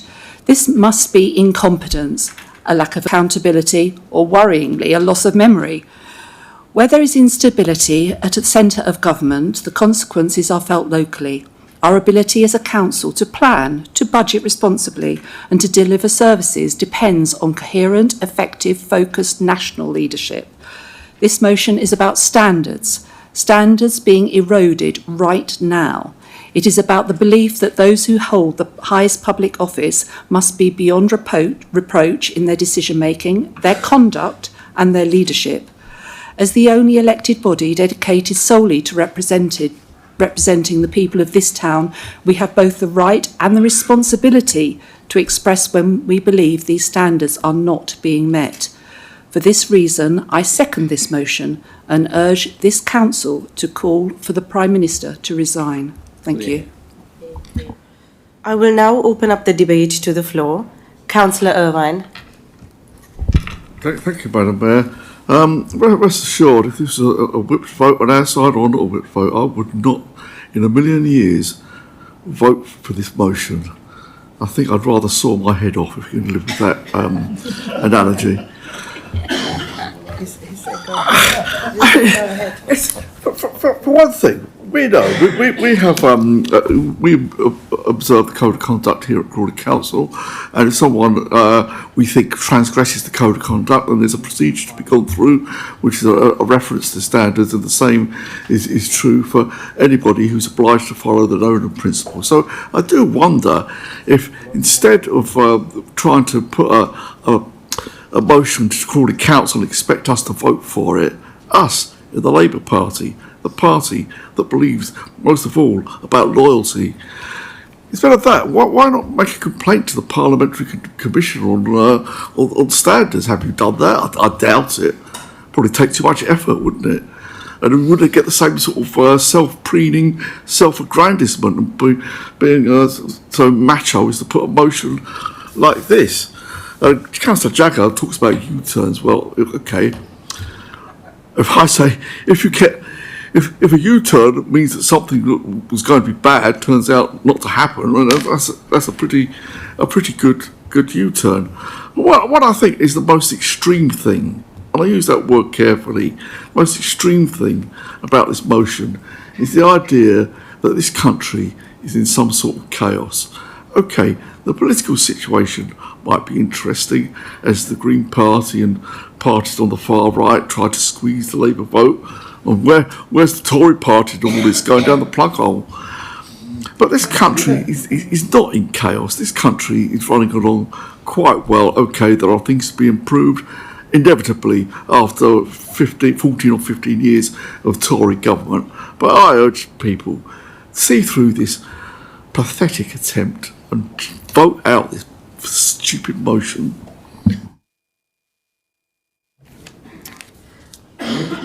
Councillor Charlton. Thank you. I'm sitting there chuckling to myself, wondering, can I just check with the party opposite? Are you AI bots? Because you're generating a load of AI slop. This is all manufactured nonsense, honestly. I understand you're in opposition and you have to sort of raise stuff, hot air, to make yourself noticed and stuff. I get it. I do get it. But honestly, we've got better things to be working on. Let's move on, honestly, and just deal with the business of Crawley rather than this hot, puffed up nonsense. Thank you. Thank you. Councillor Jones. Thank you, Madam Mayor. I think I'll start my response on behalf of the Labour Group by promising to the Conservative Group that we won't walk out on them during this debate. As some of us will recall, they did back in 2021 when there was no confidence vote in the Prime Minister at the Council before. Now, you can tell there must be an election coming up, Madam Mayor, although it's usually traditionally the final meeting before the official election period starts in March, the silly season starts, but obviously it's earlier this year and it's beginning at the one before that. Now, Councillor Crowe read out the printout from Conservative Central Office impeccably, but ironically, We were laughing at group just before the meeting how there is no group whip on this, and if Councillor Crowe challenged us on having this, no one told me. The sad thing is that the Labour group wanted to concentrate tonight on the serious issues, not party politicking. Actually, this motion is holding up what is by far a far more serious discussion on Mid Sussex District Council's plans on Crabbit Park and the future of our town that would actually significantly impact on the residents of the Conservative group represents the most on the east of the town. Delaying to talk about what I believe the fashionable word of the day is a psychodrama, which I would say most of their residents aren't particularly interested about. Now, I'm not going to waste any time defending Mandelson, and I never did on the numerous times he has fallen from grace before. But it is a scandal that does not fundamentally represent anything relating to the overall operation of the UK government. And if there have been failings in the Nolan's principle by anyone, I don't think on this occasion it is this council's role to come to a judgment on this. Is there a formal investigation or formal inquiry by the independent advisor on ministerial standards going on to determine whether there has been a breach of the Nolan principles by the Prime Minister? I believe not. Certainly nothing is being reported, and that would be the right place for such a judgment to be reached, not here. Not least because the Prime Minister has said that his team were repeatedly lied to. I'm pleased, however, Madam Mayor, that the Conservative group mention in their motion the importance about having a body solely representing Crawley, and that is why they need to support the creation of a town council should local government reorganisation go ahead. In truth, Madam Mayor, whatever one might have to say about some of the presentation, I see a national government delivering on some very substantial areas that make all the difference to people in their daily lives. Tackling homelessness more effectively, help on the cost of living, ending water neutrality restrictions locally, renters' rights, strengthened employment rights, NHS waiting lists down to their lowest level in years, prescription charges frozen, increases to the minimum wage, energy bills relief, tackling child poverty, the clean water bill and freezing rail fares. These aren't minor things anyone should try to sweep aside, but I find it deeply ironic, as many of my colleagues here with longer memories will, that the Conservative group opposite sat very quietly and meekly while their own government, for years on end, made decisions that impacted on Crawley and this council in the worst ways, had national governments with scandalous records and ruinous decisions. What about local government funding? Better, more sustainable funding for local government for the first time in years, something they never got from their own side for a single year of their last term in office. Where was the Leader of the Opposition, the Conservative group's calls for them then for a vote of no confidence when we were getting these terrible settlements, or when they should have? Madam Mayor, Councillor Crowe should be withdrawing this motion tonight. This is no Liz Truss government. The fundamentals are being fixed in this country as I outlined. But that would be if we were doing this on the issues. Instead, we have a specious argument on the Nolan principles. I will not be supporting the Conservative motion, Madam Mayor, and I hope other councillors don't either. I wonder if the 4 West Sussex Conservative councillors who have now just defected would agree with their views. Perhaps they would. And one final plea, Councillor Irvine, please don't saw your head off. You wouldn't be subject to the 6-month rule, and we have enough to concentrate on in this council without a vacancy. So, but I'm not impressed, Madam Mayor. Well done. Very well. Thank you. Councillor Ramsey. Thank you, Madam Mayor. The Lord Mandelson scandal was just the most visible form of many clear questions about the Prime Minister's judgment. I think when you look at the number of U-turns, the number of policies floated and then ditched, clearly there is a question with judgment here. You don't get a situation where you end up with a backbench rebellion without there being significant problems with the way you are running a party. Now, those opposite might have noticed that those fantastic words are not my own, so I can't take credit, but are in fact the slightly paraphrased words of our own Member of Parliament, Peter Lamb. And I do wonder if people opposite would saw their own head off or call out AI slop, the words of the man they literally told us to put into Parliament. And I raised Spurs not to highlight division within the Labour Party specifically, although clearly there are some divides, but actually to demonstrate a bit of cross-party unity, because ultimately everyone in Britain and their dog, regardless of who they voted for, knows that Keir Starmer is dishonest and frankly needs to go sooner rather than later. And I find when I knock on people's doors in Crawley that they think local politicians are more honest and more honourable than their parliamentary counterparts. And to be fair to Peter Lamb, he said he'd be willing to lose the whip to speak out against Keir Starmer. And I'm just inviting at least one Labour councillor to live up to Peter Lamb's example. So I'm supporting this. I'm supporting Peter Lamb on this. And I may be his biggest fan in the chamber. And I'm supporting the motion. I hope at least one of you joins me. Thank you. Councillor Hilton. Councillor Hilton, please. Thank you, Madam Mayor. I wasn't going to speak on this motion because, well, I will. I was going to speak on this motion, and I'm certainly going to entertain one part of it. But we do mention about motion to restore decency in public life, and actually, I know about this motion because someone I know actually wrote to Councillor Crowe and emailed her. He emailed him, and I just read out the email. That's what I need to do. I understand you're proposing a motion wherein you are looking to restore decency in public life. I'm appalled that you cannot remember the behaviour of Boris Johnson's Conservative government in 2020, who laughed and partied while the majority of the country followed social distancing instructions issued by the very same government. I hope you have time to reconsider your motion. It seems remarkably ill-considered. That's all I've got to say. Yeah, absolutely. You. Councillor Kieran Khan. Yes, I want to speak on this motion. First of all,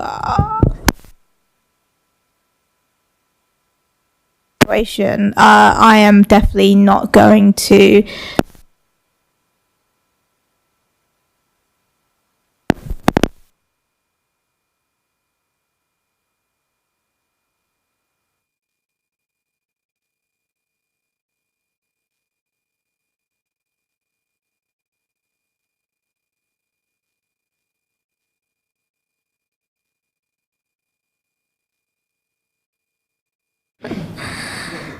Right, right. I'm back on. Yes. First of all, on this motion and the Mandelson issue, I'm going to waste no breath in defending the appointment of Peter Mandelson and his actions and his friendship with Jeffrey Epstein. That was obviously an error of judgment in that way, but when you look at the cause of this motion, this doesn't actually have anything to do with local government, and it is just an attempt to try attack the Labour Party and completely ignoring some of the good things that we have achieved nationally. Things like the Renters Bill, things like workers' rights programs, and the extra spending in education and ascend improvements. I feel like these things are just being completely ignored by the opposition because they want to use the Peter Mandelson scandal as a opportunity to attack us, and I want to remind the party opposite that their party is no stranger to scandal. If we, first of all, we can cast our minds back to Partygate and Boris Johnson's complete mishandling of the COVID pandemic, and then we look to the Liz Truss budget, and then we also look to Boris Johnson's appointment of Chris Pincher, completely ignoring all the complaints that he had against him, which was ultimately one of the acts that brought him down in the end. So yes, I do. I understand the Peter Mandelson issue has definitely upset a lot of people in the Labour Party, and definitely has upset the country nationally, but we need to look at what this motion is trying to achieve, and we also just need to just look deeper into this cynic motion to try to attack the Labour Party because of this issue, when the opposition is definitely no stranger to scandal, the party nationally, and I don't remember the opposition bringing motions about those, but they are very happy to highlight it when the Labour Party is in the spotlight. So I do not support the motion, and I do not support the wording, and I urge us to vote this motion out. Thank you.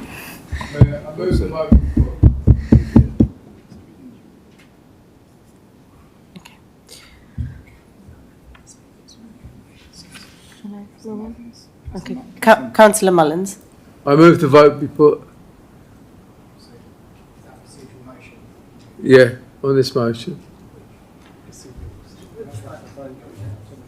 We will vote on it. This motion on Not yet. We will. Decency in public life. Yeah. It's against. I don't know what the confusion is. Sorry.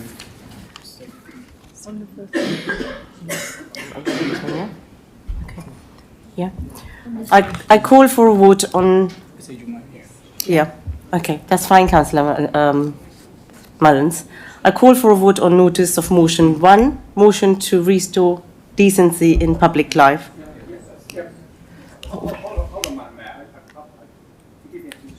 First, there's a couple of things going on here. Firstly, I think Councillor Mullins needs to quote which procedural motion he is actually referring to in terms of the voting be put.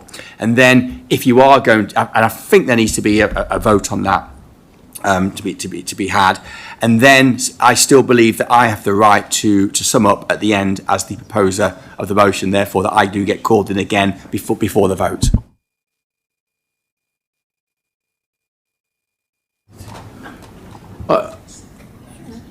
I don't think I need to go through the rule book to move the vote be put. And that's all I'm doing.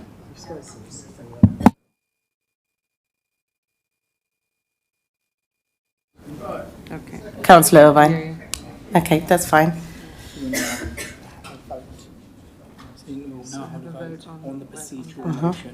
Right. I'll now have a vote on the procedural motion as mover. As mover by Councillor Mullins. So can I have show of hands in favour of procedural motion? Yeah.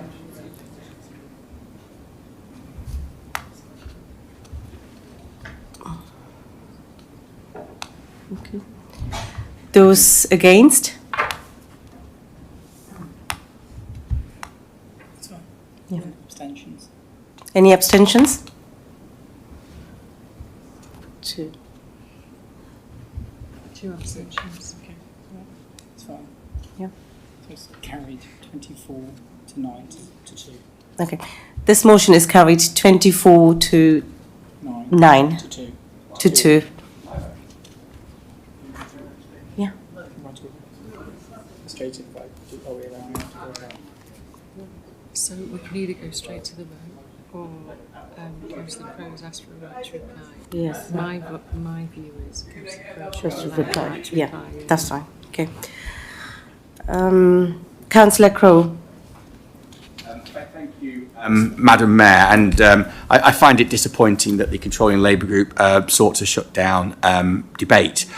Well, I was right on a couple of things, wasn't I? First of all, I asked if anyone in the Labour group would actually say whether they've got a free or whipped vote, and nobody made a reference to that. Well, okay, we.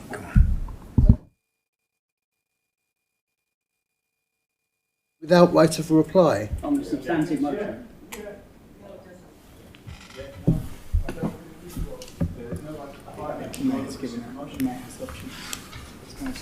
It's at your discretion.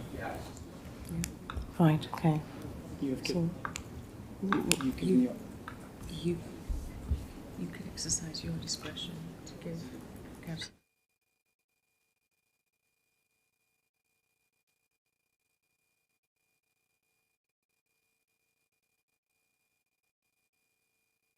Already given Councillor Crowe to reply back, so I think we have to go with that. Thank you, Madam Mayor. It is really quite concerning around this trying to close down debate. So I'll start again. So I was right in that I challenged any Labour member to say whether they have a free or a whipped vote. No member answered that. So therefore, one will assume they had a whipped vote. And also, I note that Labour members have taken their steer from Councillor Jones rather than from Peter Lamb, the MP. Hopefully someone will tell him that later tonight. Going through the contributions, I thank Councillor Jaggard for her contribution. She highlighted some of the many failings. Councillor Irvine has perhaps watched too many Saw movies when he conjured up that awful image from a horror movie. I'm not quite sure how that was appropriate, unless of course he was thinking about his own government. And Councillor Charlton talked about nonsense and AI. I don't really know how that slipped in. And then I got to Councillor Jones. I made quite a few notes here. And again, I applied this to him and Councillor Kira Khan in particular. I said during my speech at the end that I expect many Labour councillors will engage in what's known as whataboutery. And we certainly heard a lot of whataboutery about previous government, about Boris, etc., from Councillor Jones and from Councillor Khan. And Councillor Jones said that it would normally be the last meeting before elections where such a motion would be put. Well, the thing is, I can't be sure that Keir Starmer will be Prime Minister in 5 weeks' time at our next full council meeting. So I needed to get this motion in for this meeting. And he talked about, LGR and town council and what have you, about being the only council that solely speaks for Crawley. Well, of course, maybe we could abandon LGR, given that the government are making such a mess of it. I thank Councillor Ramsey for his comments, and he's right to highlight the appallingly poor judgment that we have seen from the Prime Minister, Keir Starmer. Councillor Hilton referenced an email, which I have not seen. So if he was copied on an email that was sent to me, please could he forward that to me, because I don't seem to have a record of that. And Councillor Kira Khan said that I didn't talk much about local government. Well, actually, the motion didn't mention local government. Well, actually, I did speak quite a bit about local government during my speech and the chaos that is being felt, believe me, right across local government. There's not only having to reorganise, but which, of course, is trying to second guess what the government is going to do next on a whole load of issues. It seems that the only issue that the government will not U-turn on is the shoddy and grubby Chagos Island deal. So, unfortunately, Labour members have proven many of my points, but we will take the vote, Madam Mayor, and I request a recorded vote. Thank you. Yeah. I did say in my speech that there was no whipped vote, and I don't need to with such ridiculous motions, and I haven't told anyone how to vote. I will read out what I said, the precise words. I will not be supporting the Conservative motion, Madam Mayor, and I hope other councillors don't either. You know, and I think Councillor Crowe needs to pay closer attention to debate if he's going to misrepresent me like that. I heard that, and I will come back. I heard that, but I did not hear any Labour member, including Councillor Jones, say whether the Labour group had a whipped vote or not. I agree Councillor Jones said what he said, and he's just repeated that. That is not said when he says he hopes other councillors don't. That doesn't say whether the Labour group has a whipped vote or not. So a bit unlike earlier, where I had to make a point of order about last year's budget and notification of the Conservative group amendment, I'm in the right this time as well as last time. I will again read out, well, I said word for word. Ironically, we were laughing at group just before the meeting how there is no group whip on this. If Councillor Crowe challenged us on doing this, no one told me. Thank you, Madam Mayor. Yeah, I didn't hear that. Okay. We'll go for the recorded vote.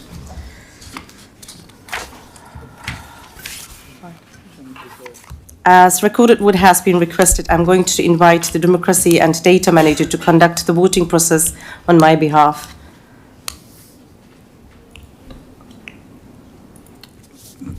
Thank you, Madam Mayor. Just for clarification, this is on the notice of motion on page 95 of the agenda. Councillor Abumosa. Against. Councillor Adonai. Against. Councillor Ashraf. Against. Councillor Ayling. I have a free vote and it's again. Councillor Barrett. Against. Councillor Belbin. Councillor Bidwell. Councillor Bushnell. Councillor Cheriton.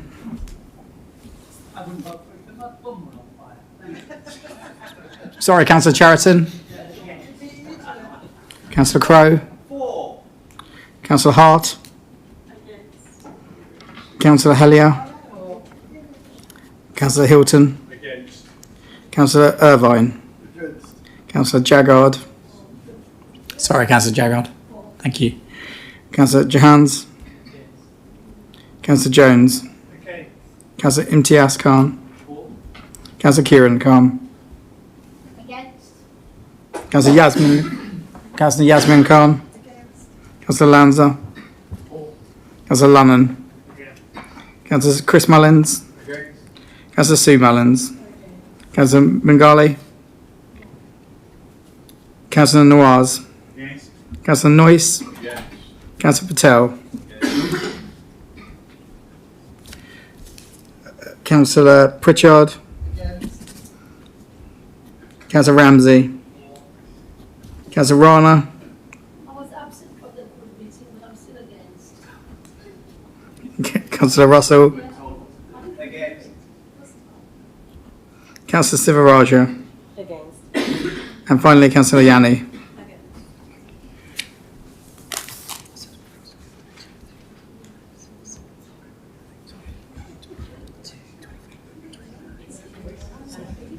The motion falls. The motion falls. 25 against. Okay. It's 25 for. No, it's 25 against. 25 against. Sorry, 25 against, 9 for, and there's no abstention, and this motion falls. Yeah, It's 25 hold on, against. hold on. Okay. We've got 25 against, 9 for, no abstention, and with this, the motion falls.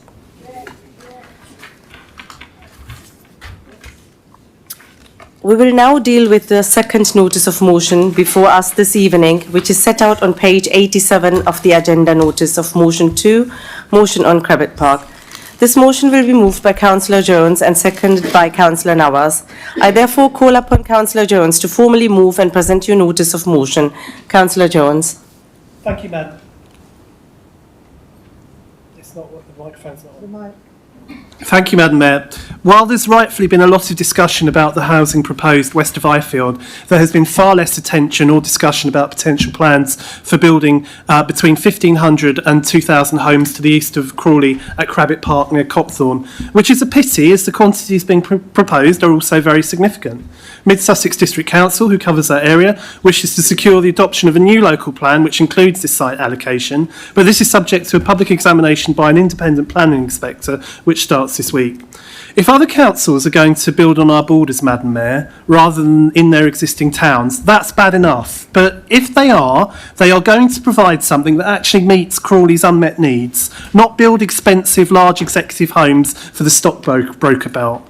There's plenty of the rest of affluent Sussex for them to do that. The Crabbit Park model they want in their plan is low density with a level of proposed affordable housing which is far too low given the acute levels of affordable housing need in Crawley. Mid Sussex doing that at Woodgate was once too many, and this Labour administration won't sit idly by while they try and do exactly the same at an even larger scale at Crabbit Park. This isn't about being anti-housing, Madam Mayor. It's about ensuring that a development justified as an urban extension to Crawley actually addresses our unmet housing need and has infrastructure and public transport provision that supports the increased population in this area so it won't have significant negative impacts on Crawley's own infrastructure, services and facilities. This is a serious issue. Crawley's unmet housing need has been assessed as amounting to 7,505 dwellings by 2040. Mid Sussex should also recognise that Crawley Borough Council's concerns expressed previously about Crabbit Park, including for transport, wastewater, education, health and other infrastructure, by ensuring full engagement with the community on the eastern side of Crawley, working with this council. There needs to be an affordable housing requirement of 40%, not 30%, given the location is adjacent to Crawley, with a blended housing mix, taking into account Crawley's need for housing mix types as well as Mid-Sussex's. It needs clear requirements for more effective use of land, supporting the viability of public transport, and clear requirements to enhance high-capacity, high-frequency bus services and active travel links into Crawley, and improving sustainable transport accessibility, particularly of Three Bridges and Crawley railway stations. We are therefore putting forward tonight this motion to full council, which speaks for our residents, asks Mid-Sussex to change their approach, and will let the inspector of their local plan know these concerns are coming from the highest levels in Crawley. We feel in the Labour group we need to set out what we consider to be the things from this allocation that Crawley needs, because there is the fear that this will otherwise get lost. We believe that at least half the nomination rights for at least half of the affordable housing should go to Crawley residents, given its proximity. It is with some disappointment that I felt the need to propose this motion, Madam Mayor. Our planning officers have been engaging constructively for over a year trying to reach some common ground with Mid-Sussex, and the only thing it appears we can agree is that there is no agreement. In that time, there's been no movement by Mid-Sussex on the fundamentals. I doubt Mid-Sussex District Council will thank me for saying this, but I find it very difficult to disagree with the conclusions of the previous inspector, Louise Nurser, who concluded that the needs of Crawley, I quote, were in effect ignored in the absence of ongoing and constructive engagement, unquote. While the requirements around duty to cooperate are not as extensive as they once were, I do not understand why Mid-Sussex did not realise this was going to cause some problems somewhere down the line with situations like this. I am concerned that attempts to engage and influence that emerging local plan do not appear to have resulted in any material change to the proposals for Crabbit Park or housing density elsewhere. Another relevant thing for all of us here in Crawley, I would also think, is the importance many of us would also attach to any adjacent development to Crawley being built and designed along the neighbourhood principle that our other neighbourhoods have been, and in line with what we were able to achieve in cooperation with Horsham District Council some years ago now for the Kilnwood Vale. That seems only right to me. But moving forward, we look forward to being closely engaged with Mid-Sussex District Council 1 minute remaining. And the site developer for Crabbit Park through the district plan examination process, and should the site be reallocated through the planning process in due course. Thank you, Madam Mayor. Thank you. Councillor Nawaz, please second the motion. Also, please confirm if you're wishing to speak now or reserve your rights to speak later during the debate. Thank you, Madam Mayor. I second the motion and reserve the right to speak later. Thank you. We have an amendment on the notice of motion. This is detailed from page 23 of the supplementary agenda. Councillor Crowe, please introduce your amendment. Thank you very much, Madam Mayor. I formally move my amendment. The Conservative group are not unsympathetic to this motion, and we have recognised for many years the development on Crawley's borders, driven in part for the need for housing and population growth, but also recognising that other authorities, perhaps it's been a bit easier for them to make the decisions to place housing on Crawley's borders rather than perhaps in locations that might be more politically difficult for themselves. Of course, this is something that will be less of an issue and less of a problem once, of course, local government reorganisation actually takes effect. And, of course, we will have larger authorities with less borders between each local authority that then exists. But nevertheless, we are where we are now. And, of course, we've already seen development from Mid-Sussex District Council in the Peach Pottage estate, which took over previously rural land. Having said that, that estate does look very nice, and I think it is sympathetic to Crawley's needs. And, of course, we've seen other, for want of a better phrase, bolt-on developments, most notably at Kilnwood Vale. And, of course, the spectre of west of Ifield looms over Crawley large, and I have no doubt that this is going to happen. Nevertheless, Mid-Sussex District Council, and I respect the right that they are democratically elected as council, as indeed members are here, for members to come up with their own local plan. The one area of disagreement that I do have with this motion is around the perhaps a little bit dogmatic terminology where on the maximising the density of this development on Crawley's border, but actually it goes further than that, because you'll see and there's no additions to the motion, it's just simply a strike through of the end of one sentence. And that first one is around, it says increasing densities on sites across the district, including at Crabbet Park. So that's actually us telling Mid Sussex District Council what to do with their entire local plan. And quite frankly, I don't think we should be telling Mid Sussex what densities they should be having, whether I support them or not. That for me feels overstepping our mark. However, I think we are right to comment on what is on Crawley's borders, but I do have some concerns that if we seek to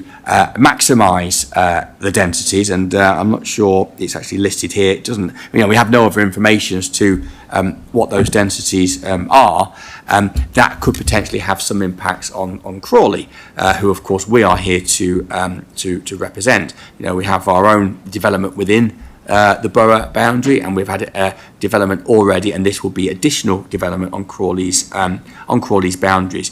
And this location itself, I'm not overly familiar with it, but my understanding of it is that it is pretty sort of semi-rural, and I know that national planning policy from the government is seeking to increase densities within urban areas, but this is not within an urban area. This is adjacent to. This is a semi-rural area. And also it talks about closeness to train stations having greater densities, but it doesn't give, that I'm aware of actually how close to railway stations it should be where that development is increased. So therefore, we feel we've removed the fourth bullet point in our amendment of the motion that reduces that, maximise the development capacity of the site, and also supporting the viability of public transport through higher densities, because there's possibly a double-edged sword to that. Well, of course, remaining. That's fine. I naturally support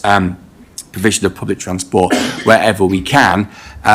If there needs to be a certain level of density for that to happen, then potentially there could be other impacts as well, and possibly I know some, particularly some London authorities, mainly left-leaning authorities, tend to have a like to penalise motorists, and that is not something that we would want to support. So if Councillor, and who is the amendment from Councillor Jones, isn't it? And and Councillor Nawaz. This is quite unusual. They're asking themselves to write a letter, and Councillor Jones has never shied away before from doing that. But we will support the motion if our amendments are included, Madam Mayor. Thank you. Thank you. Councillor Lanz, I believe you are seconding the amendment, and in doing so, please confirm if you are wishing to speak now or reserve your right to speak later during the debate. Thank you, Madam Mayor. I'll speak now. So I second the amendment as proposed by Councillor Crowe.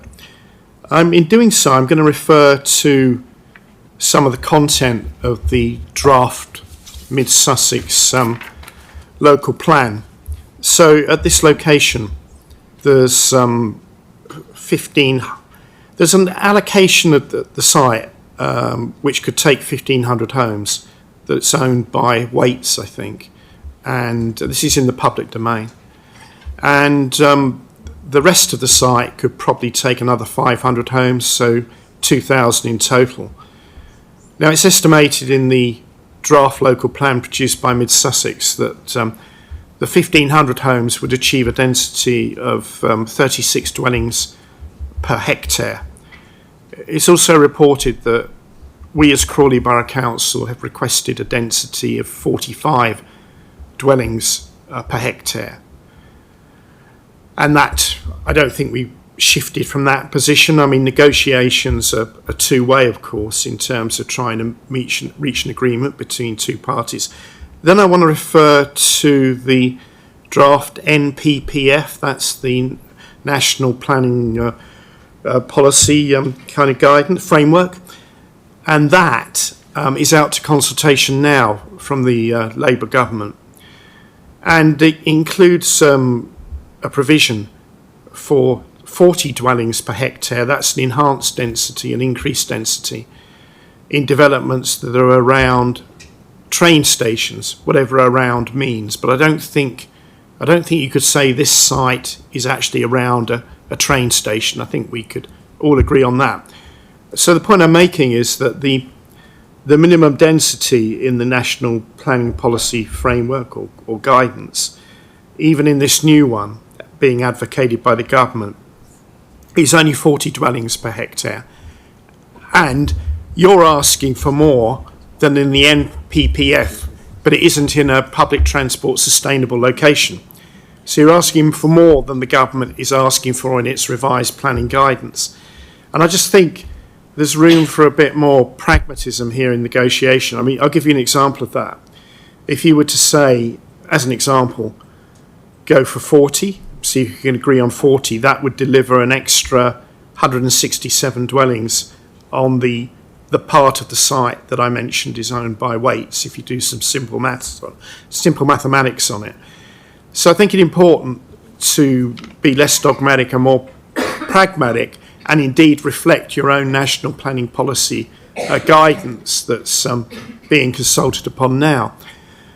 I would rather not wait until we've got the unitaries in place before we secure agreement on this, although of course with two of the local government reorganisation proposals, the one that has a single West Sussex unitary and the one that has a unitary of Crawley, Horsham and Mid-Sussex, both of those unitary proposals would aid strategic thinking in terms of housing, not just housing, on many other subjects as well. So if either of those local government reorganisation proposals came about, yeah, we'd be agreeing amongst ourselves in the same chamber, yeah, rather than agreeing across a border. It's only if the Brighton and Hove proposal came about that we'd then be dealing with a local authority which took Mid-Sussex District Council East into a new unitary.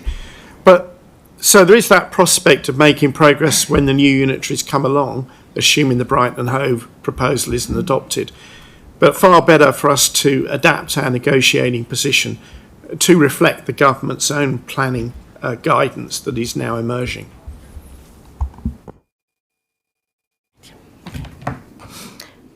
Now I'm going to go to the guillotine. As the meeting has not been completed within the 2.5 hours, I will put it to a vote whether the council wishes to continue for a further 30 minutes. Can I have a show of hands of all those in favour of extending?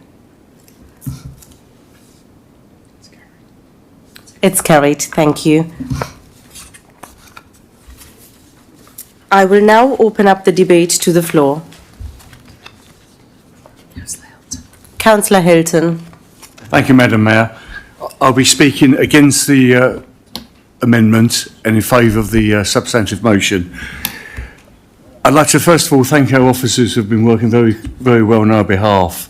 I think their attitude in terms of West of Ifield has been exemplary in looking at the highway structures, and you can see they're worried about the infrastructure as we are. And in terms of our view on our local plan, unbetter housing need was a consideration for us in our local plan, and as was the duty to cooperate, and they're the two key issues. I also think infrastructure is really, really important here. As a councillor who lives on the east of Crawley, east of Three Bridges Station, I'm surprised any councillor on that side of town would be voting against this motion, because the infrastructure pressures, highway pressures, other pressures which are already there, as we know from all the way along the Balkan Road, all the way along the A264, etc., are still going to be there. And although we're doing great things in terms of redeveloping Three Bridges Station, those pressures will still be there and continue, and this should be exacerbated. So I'm grateful for Councillor Jones for bringing this motion forward today. I'm grateful for the officers to come, and yes, we may be unitary in a year's, we may be unitary authority in a year's time, but really, it's a shame that it takes our council officers, as they've done with West of Ifield, to look at neighbouring towns, neighbouring district councils, to knock their heads together for the good of for everybody and for our borough. So I would support the motion. In Councillor Nawaz. Thank you, Madam Mayor. I will be speaking against the motion, the amendment to motion being put forward, but I support the substantive motion put by Councillor Jones. We all know, as Councillor Hilton mentioned, it's all about the additional load on infrastructure of Crawley's resources, and we have noticed that how the other authorities have been bolting on their housing developments on the borders of Crawley.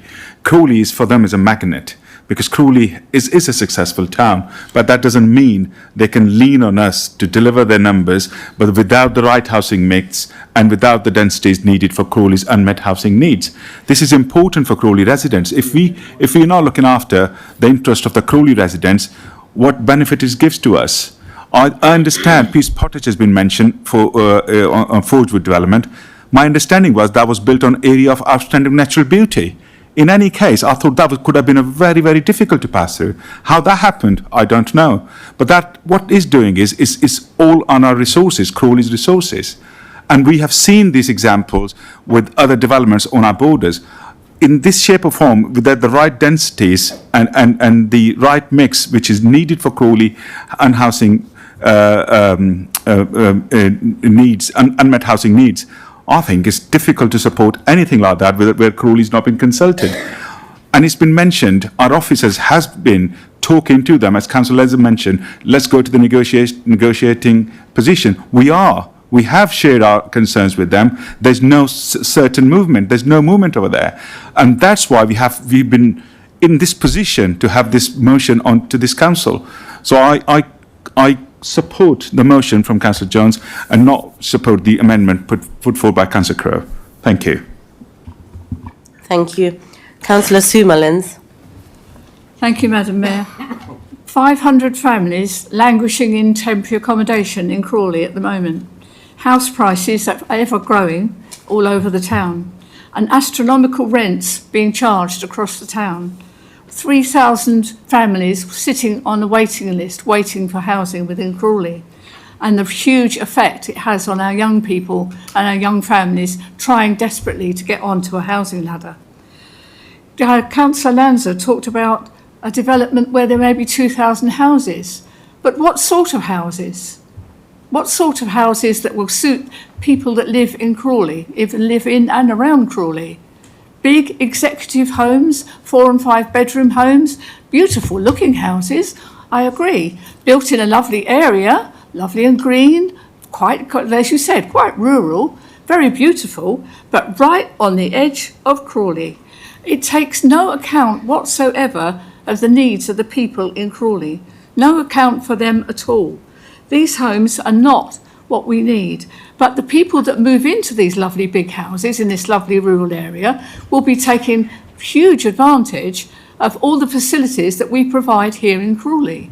Now, as we've already said, the infrastructure is not there to serve those houses, but perhaps if you live in a great big house like that, you don't have to worry quite so much. You can just mosey into Crawley, use K2 and everything else that we have here. We've always worked on the principle in Crawley of having mixed development, very mixed development, where smaller places mix in with larger places. It's a duty, as you said, there's the duty of cooperation, and I'm very shocked to hear that even now, when we're moving so close to government reorganisation, that Mid Sussex are not actually engaging with us and talking about what's really needed within the area, what fits in not only with our local plan, but I'm quite sure with their local plan. And when you come down to start talking about public transport and niggling about whether people will need it or not, this is one of the things we're supposed to be talking about as one of the most important things, to make sure that people do not travel about in great big cars and ruin the environment and spoil the air for everybody else. I would urge Mid Sussex to, come along and talk to our officers in a sensible way and make the right decisions for what will possibly be in the future some sort of new unitary authority, because it will affect them too. So look at your local plan, Mid Sussex, look at our local plan, and let's fit it in together so it works for everybody, not just for a few people. Thank you. There are no further speakers. Councillor Jones, do you wish to use your right to reply, and in doing so, please formally move the notice on motion on Crabbit Park? Thank Yes, I do. Yes, I do wish to respond. I mean, just for the, to make it abundantly clear, I first asked planning officers and our senior officers to pass on my anxiety on their intentions to Mid Sussex over a year ago. They can't say they didn't know this was coming because they did. Now, I waited to listen to their arguments before saying anything about the Conservative amendment, but having listened, I don't agree with their conclusions, and I think that the Conservative group have missed the point spectacularly on the planning issues that there are. The public transport services, for example, which they've taken out, don't run at the frequency they need to if there isn't the population to pay for it. That's the first. But when I see amendments like this, Madam Mayor, it just makes me think that they aren't serious about addressing this borough's housing emergency.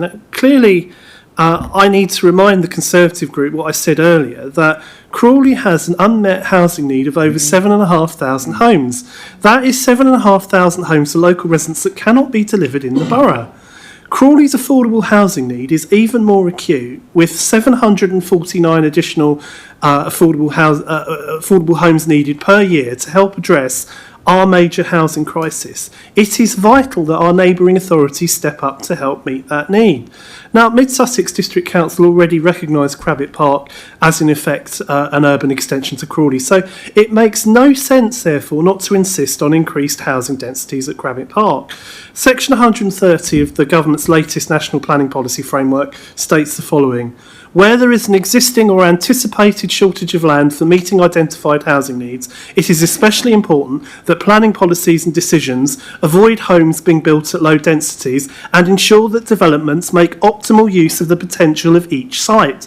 In these circumstances, plans should contain policies to optimise the use of land in their area and meet as much of the identified need for housing as possible.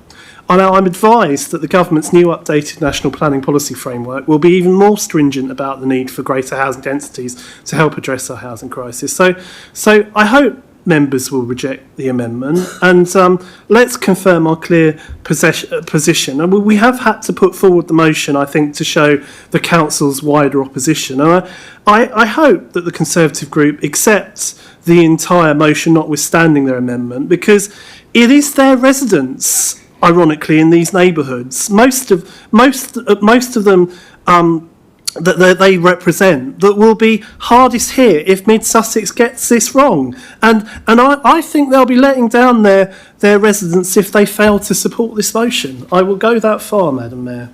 Thank you. I formally move. Thank you. I call for a vote on the proposed amendment to Notice of Motion 2, motion on Crabbit Park, as set out from page 23 of the order paper. Can I have a show of hands in favour?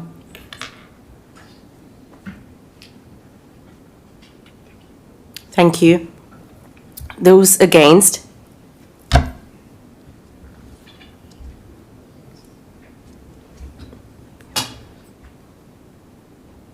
Thank you. And those abstaining?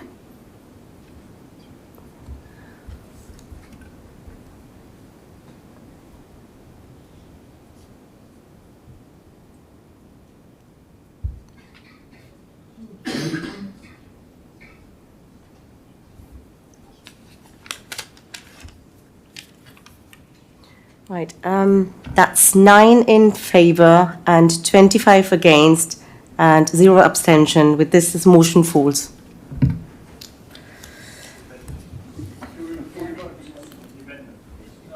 On the amendment. On the amendment. Yeah. Yeah. What is what? The recorded vote has been requested, so if you go back.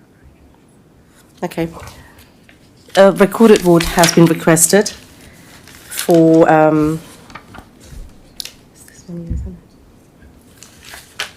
yeah, that's fine. Can I ask the monitoring officer to conduct? Yeah. Yes, yeah. On the substantive motion. So, on behalf of the Mayor, a Recorded vote has been recorded for the notice of motion unamended as set out out on page 87 of the agenda. 97, apologies. Councillor Abimosa. Councillor Adonai. Councillor Ashraf. Councillor Ayling. Councillor Barrett. Councillor Belbin. Councillor Bidwell. Councillor Bushnell. Councillor Cheriton. Councillor Crowe. Councillor Hart. Councillor Hellier. Councillor Hilton. Councillor Irvine. Councillor Jaggard. Councillor Johans. Councillor Jones. Councillor Imtiaz Khan. Councillor Kieran Khan. Councillor Yasmin Khan. Councillor Lanza. Councillor Lunnon. Councillor Chris Mullins. Councillor Sue Mullins. Councillor Mingali. Councillor Nawaz. Councillor Noyce. Councillor Patel. Councillor Pritchard. Councillor Ramsey. Councillor Rana. Councillor Russell. Councillor Sivaraja. And finally, Councillor Yanni. The notice of motion was carried by 25 votes for, none against, and 9 abstentions. Thank you, Madam. Thank you. The next item is Councillors' question time. We have 30 minutes for this item. We will start with the one written question submitted by Councillor Lanza as detailed in the supplementary agenda from page 17, which includes the response.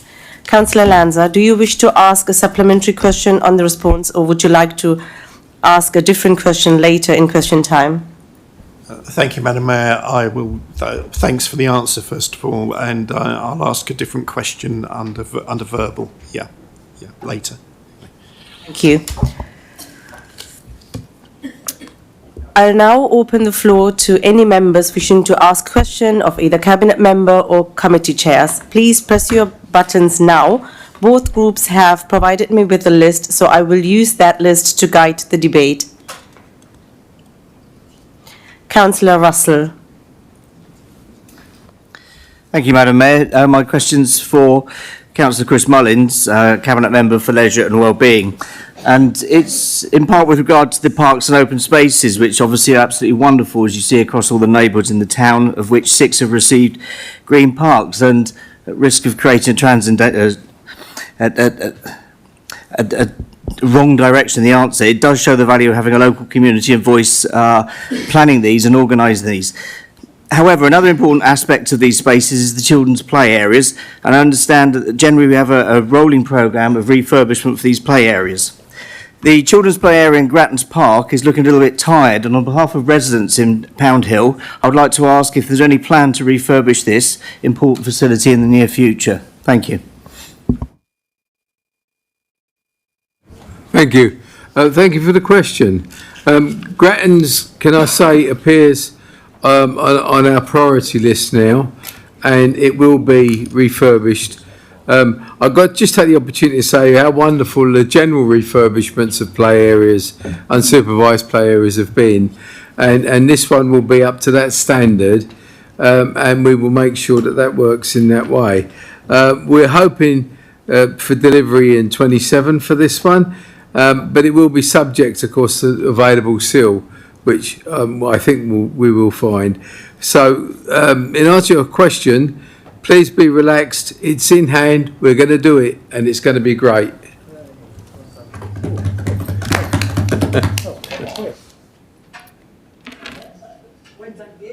Thank you. Councillor Crowe. Thank you, Madam Mayor. I'm amazed that Councillor Russell doesn't know the status of the play areas within his ward, but hey-ho. My question is to Councillor Jones, the leader. This afternoon, we had the spectacle on TV News of an announcement that the Chagos Islands deal had been paused. And that was great news that spread fast. And then suddenly, within about an hour, we suddenly heard that actually the deal had not been paused at all and that the government were sticking with it. And this sprang to mind the motion that this council passed in December 2024, and the council united in opposing the Chagos Islands deal. And it's still knocking around Parliament. It still, thankfully, hasn't yet been ratified, and the Americans keep chopping and changing on this. So my question to the leader is, given this council's position and the fact it did take him quite a while to fire off a previous letter, would he be willing to write another letter to the government reminding them of this council's opposition to the Chagos Islands deal, to encourage them to pause the deal with a view to scrapping it entirely, recognising, of course, that throughout the entire process, Crawley's Chagosian residents feel that they have been treated very badly throughout the entire process? Thank you, Madam Mayor. I have to say through you to Councillor Crowe, I'm afraid I'm not aware of the news item because I've been spending most of the day preparing for the budget, so I haven't had an opportunity to look into what he's referring to. Clearly, we have had a previous vote on the Chagos Islands. I have to say that in the last year or so, my focus has been on the welfare of the Chagosians who are over here in the borough and the ones who have come over here with British passports, and what we can do to pursue and protect their interests and their welfare. However, I won't rule anything out now. I'm just going to need to look into it a bit further. Thank you. Yes, yeah. Do you have any supplementary question? Quick supplementary. Firstly, may I thank the leader for his answer, and I appreciate there's a lot of changes going on, but this was announced today, and I appreciate if he hasn't seen it. So how about if he'd be happy to receive an email from me, and would he give consideration to writing on behalf of all of us if he subsequently agrees, which of course is actually reiterating what the council's position already is, but given that there may still be opportunity for this council to potentially influence government. Indeed, the town's MP, Peter Lamb, has actually spoken out against the deal. I'd like to see this council do more. So I will write to the leader and invite him to submit a letter on behalf of all of us. Thank you. Thank you, Madam Mayor. Just to say, I like to think that I give everything a fair consideration that's put in front of me. So he's welcome to email me on this. And indeed, I'm more than prepared to meet representatives of the local Chagosian community if they want to discuss this with me and officers. But obviously, we'll look at that now it's been raised with me. Thank you. Thank you. Councillor Lunnan.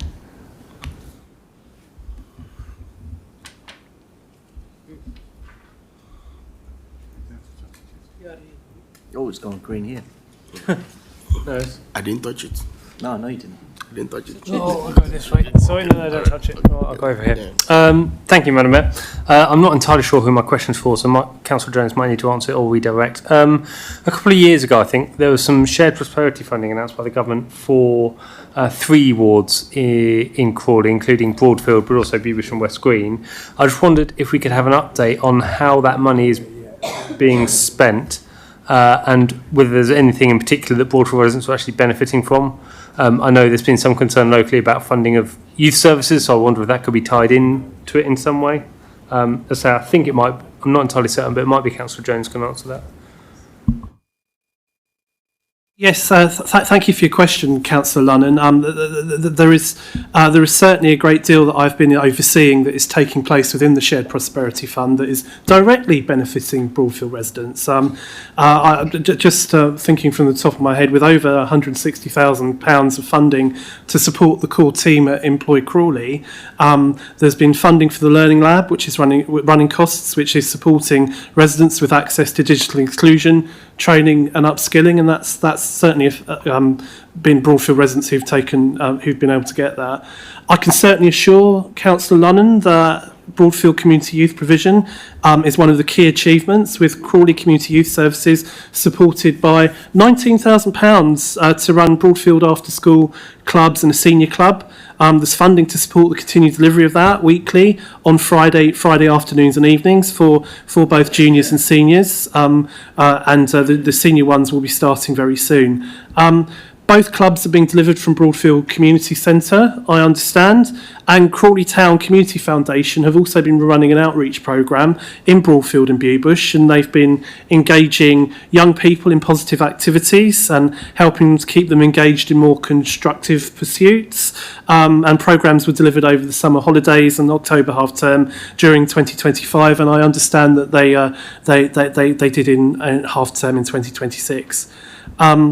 As Councillor Sue Mullins said at the last meeting, funding has been sourced from the Shared Prosperity Fund to replace the mosaic at Broadfield Barton with a new bespoke design, and the current mosaic, as we know, sadly was beyond repair and is going to be removed in due course. And I promise all Broadfield councillors will be invited to welcome the new one when it's unveiled later in the spring. There are other examples, include citizen advice running workshops on advice on accessing services, and the council ran an access to services event in September using the Shared Prosperity Fund. There are more examples here and elsewhere in the target areas, but I hope we can all agree that these are all examples that have delivered real and tangible value to residents in Broadfield and helped people living in some relatively deprived parts of the neighbourhood.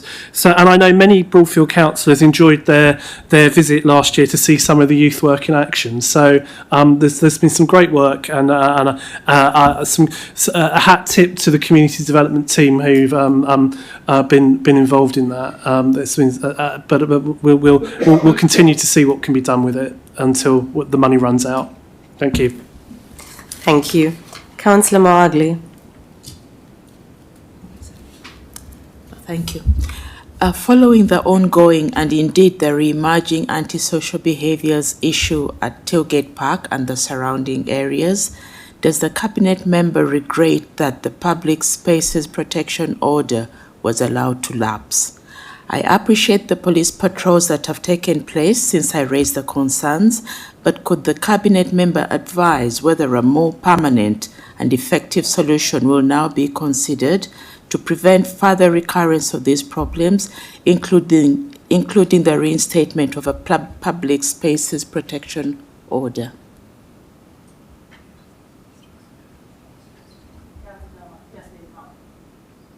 Thank you.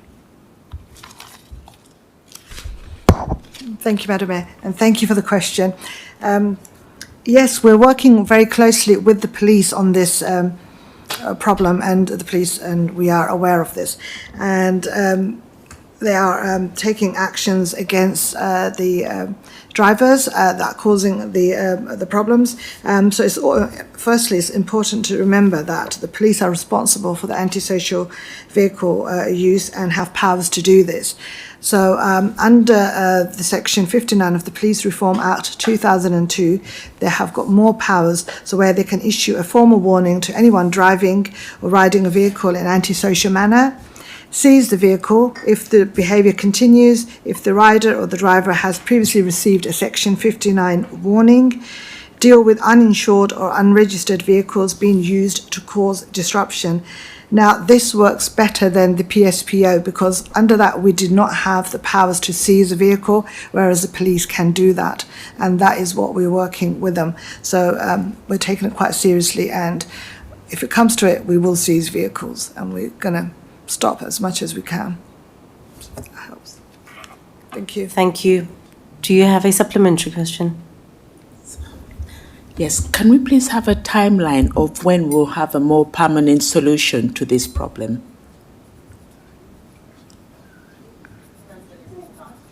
Okay.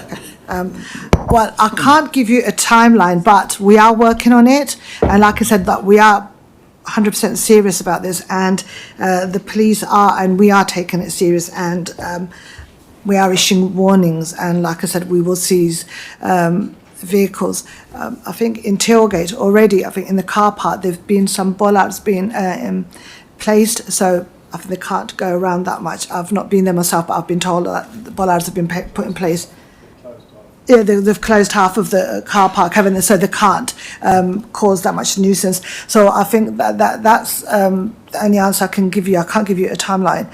And like I said, that the PSPO didn't give us that much power. We couldn't seize vehicles. We couldn't do much, whereas the police can do much more than we can. And we are working together. Thank you.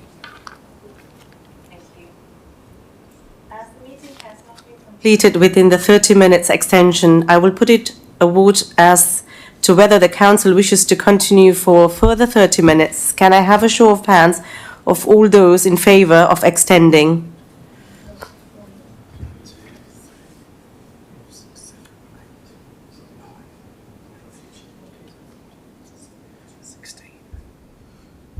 Those against?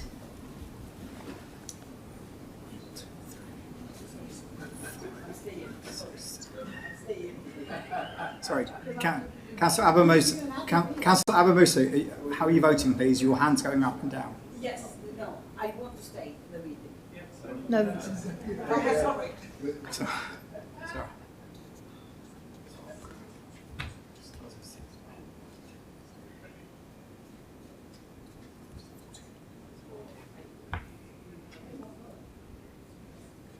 Any abstention? No? Are they missing?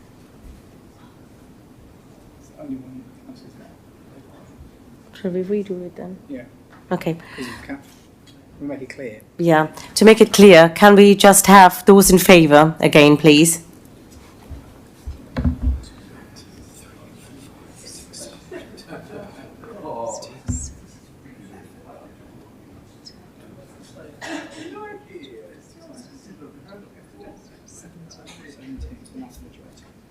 Yeah. Okay, that's enough majority. That's enough majority to continue with the meeting.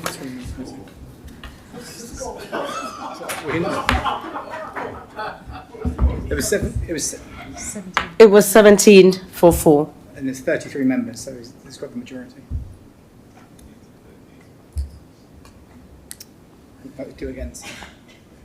Okay, can I have those who are against?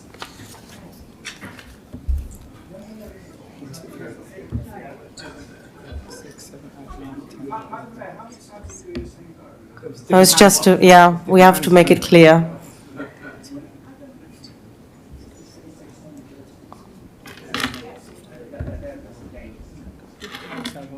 Any abstention? 17, 4, 15. Yeah, 17, 15. Okay, that's 17:15, so the meeting continues. Right, Councillor Chowton. Councillor Chowton. Just checking it was on. Thank you.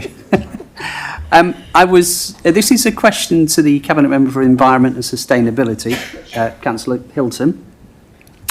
I was reading a BBC article on the rise of fly tipping in Sussex. Apparently, there have been 2,300 incidents, or a 20% increase between 2024 and 2025.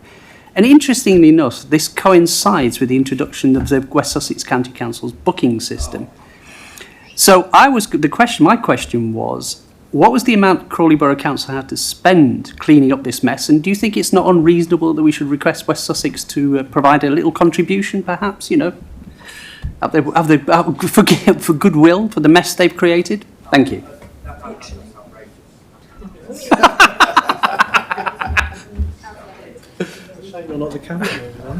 What's outrageous is the scourge of fly tipping which affects our town.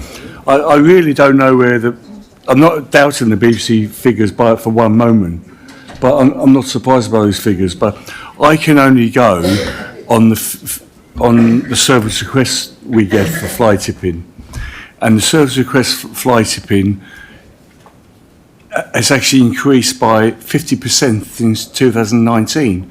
Now, why is that significant? 2019. What happened in 2019?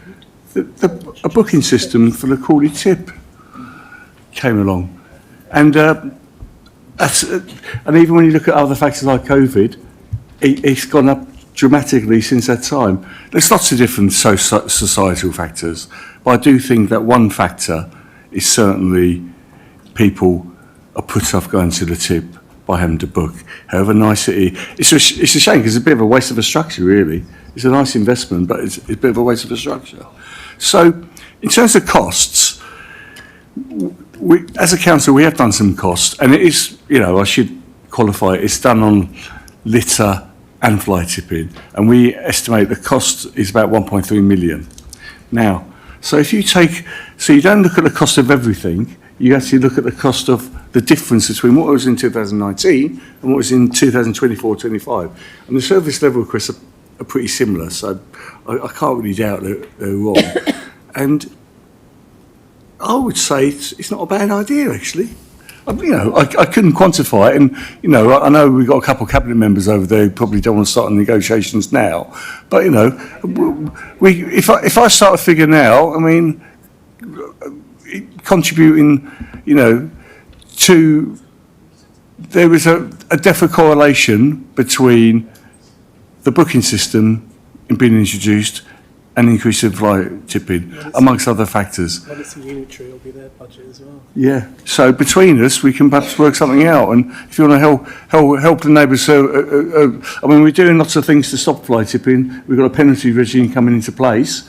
But if you want us to help us and contribute to solving that particular issue, I'm sure we'll be very grateful. Thank you very much.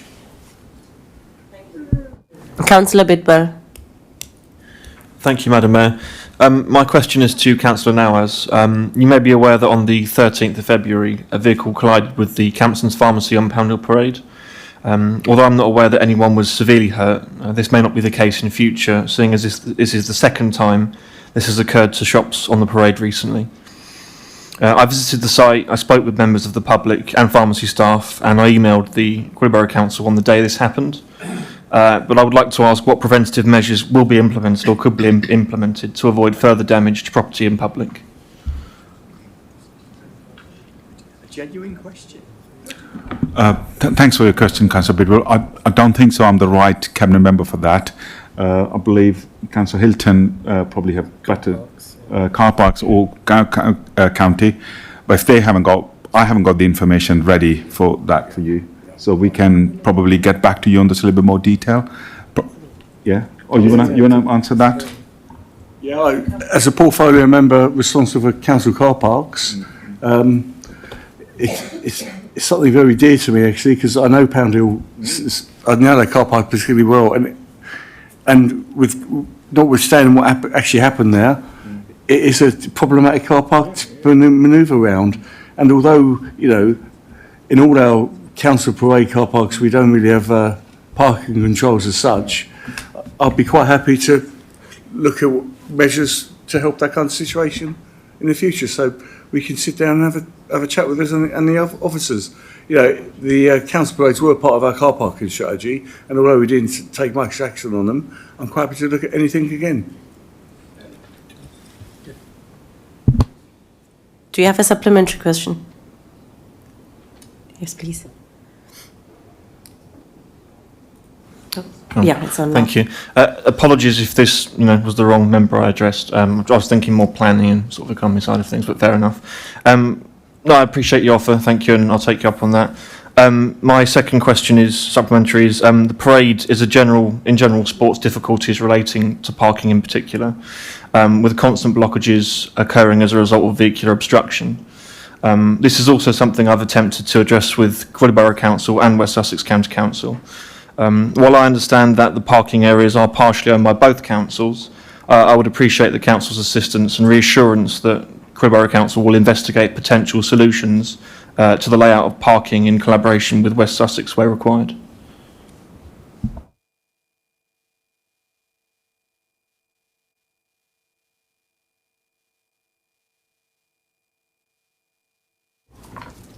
Thank you. Yes, we're quite happy to look at parking, but as we've seen when we're discussing parking charges, you can't have parking controls, necessary parking charges. So that's the balance we have to look at. But yeah, we'll have a look at it. Thank you. Councillor Pritchard. Thank you, Madam Mayor. Can I congratulate the Cabinet Member for Public Protection on the excellent progress made by Crawley Borough Council on taxes this year. That's taxes, not taxes.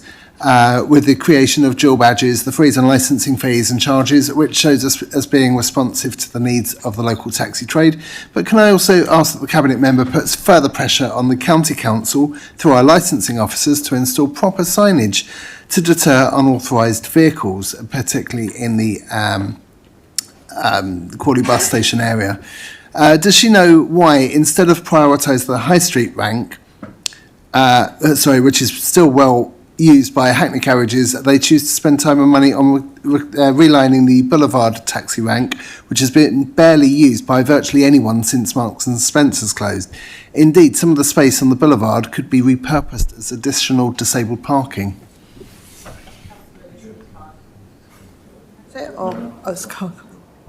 Thank you, Councillor, for the question, and thank you, Madam Mayor. I can't tell you why they painted the boulevard. I will get you answers regarding the boulevard, but we are definitely working, and the officers have been working with West Sussex County Council regarding the signage, and I'm fair to say that we're not really getting anywhere. So I'm involved now, and we're going to be sending a letter soon and see if we get somewhere, because at the moment we're not getting anywhere, to be honest. Yep. Okay. Thank you. Yeah. Councillor Lanza. Thank you, Madam Mayor. My question is to Councillor Chris Mullins regarding the K2 Crawley Leisure Centre. I wondered, first of all, if he recalls how that leisure centre was named. Does he recall that there was a public competition to name it, and the name K2 Crawley came out on top because the mountain K2 is the second highest in the world, and at the time of the opening of the leisure centre, the climbing wall was the second highest in the UK, and that's why that name was selected. Given the surprise decision within his portfolio to remove the climbing wall, does he see the irony of that in terms of affecting the name of the K2 Crawley Leisure Centre that was derived through public competition? And what representations or what plans does he have for a further surprise to perhaps rename the K2 Crawley Leisure Centre in the light of this, or hold a further public competition, given that because of his decision there will no longer be a climbing wall in the first place? My name after Kiss. Oh. Wanted to let you know there are only 5 minutes left for councillor questions time. Councillor Chris Mullins. Well, thank you and thank you for the bit of history. You might want to realise that I chaired most of the working group all the way through K2 until 2004, wasn't it? Yeah, when it all went wrong. But for the last couple of months I wasn't there. But yeah, so I'm quite aware of how we came across the title of K2, and I was pleased to see it there. And the feature in there was put there as well. But at the time we had we put a contractor in to run it because it needs all of those facilities need skilled climbing instructors, and it's a high skill, and potentially if you don't get it right it's a dangerous sport, and so that company in I think in 22 pulled out, and everyone active had to take over the running of it.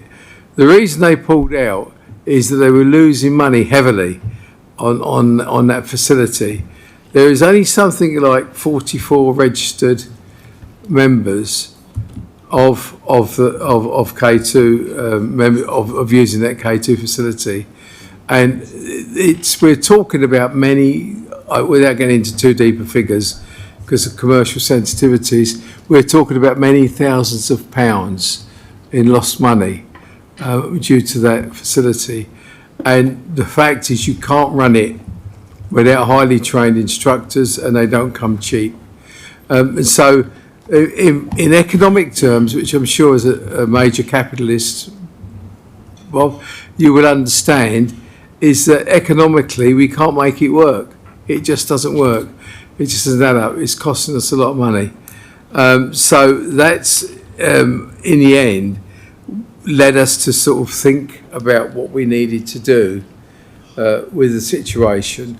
And everyone active approached us to say, well, look, we've got this idea where we can increase footfall into K2 considerably and bring in families. And that was a soft play to replace that area. And that's what the general plans are. Having said that, we have met with the people that are using it now, and we've talked to them. We had a meeting only a few days ago, and we're discussing their ideas. But we don't believe that they could come up with the sort of figure that would make it possible to carry on. So we haven't changed our plans at this time at all. But we have, every sympathy and empathy for them. There is new facilities on the way down at, what's that place called outside of Crawley? Rofant. At Rofant. And there's going to be a major development there of a really serious climbing facility. Now, what I've got to say is people who do this climbing tend to be younger, healthier people, not people like me with arthritis. And so, I mean, they won't have any trouble getting around from in Crawley to Rofant, or there's facilities at Brighton, there's Clip and Climb at Peace Cottage. There's plenty of that climbing facility around, and maybe because there is sort of plenty of it, that meant that the competition won over on us anyway. So into the future, we will be seeing soft play put in there, I think, and that's the sort of sitting plan at the moment. Now, end of the councillor's question time. Oh, I was just going to talk about the name, but if you don't want me to. That's the end of question time. Have I run out of time?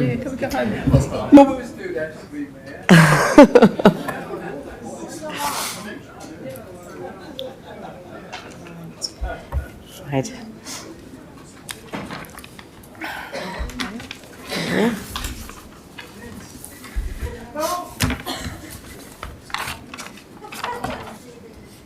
Right. I call upon the Deputy Mayor, Councillor Aylings, to move receipt of the reports of the meeting as set out in agenda item 11 on page 29 and in the associated supplementary agenda. Thank you. I move that the reports of the Licensing, Governance and Planning committees, Overview and Scrutiny Commission and the Cabinet be received. Is that agreed? Agreed. Thank you. We have one item reserved for debate as detailed from page 19 of the order paper. We will now consider that item, which is from the Overview and Scrutiny Commission held on 12th January 2026, minute 6, asked from page 35 within the agenda pack. Councillor Russell, as chair of the commission, you will have the final speaking rights on this discussion. This item has been reserved by the Labour Group. Please can I have an indication on who wishes to speak first on this item for debate? Councillor Kiran Khan.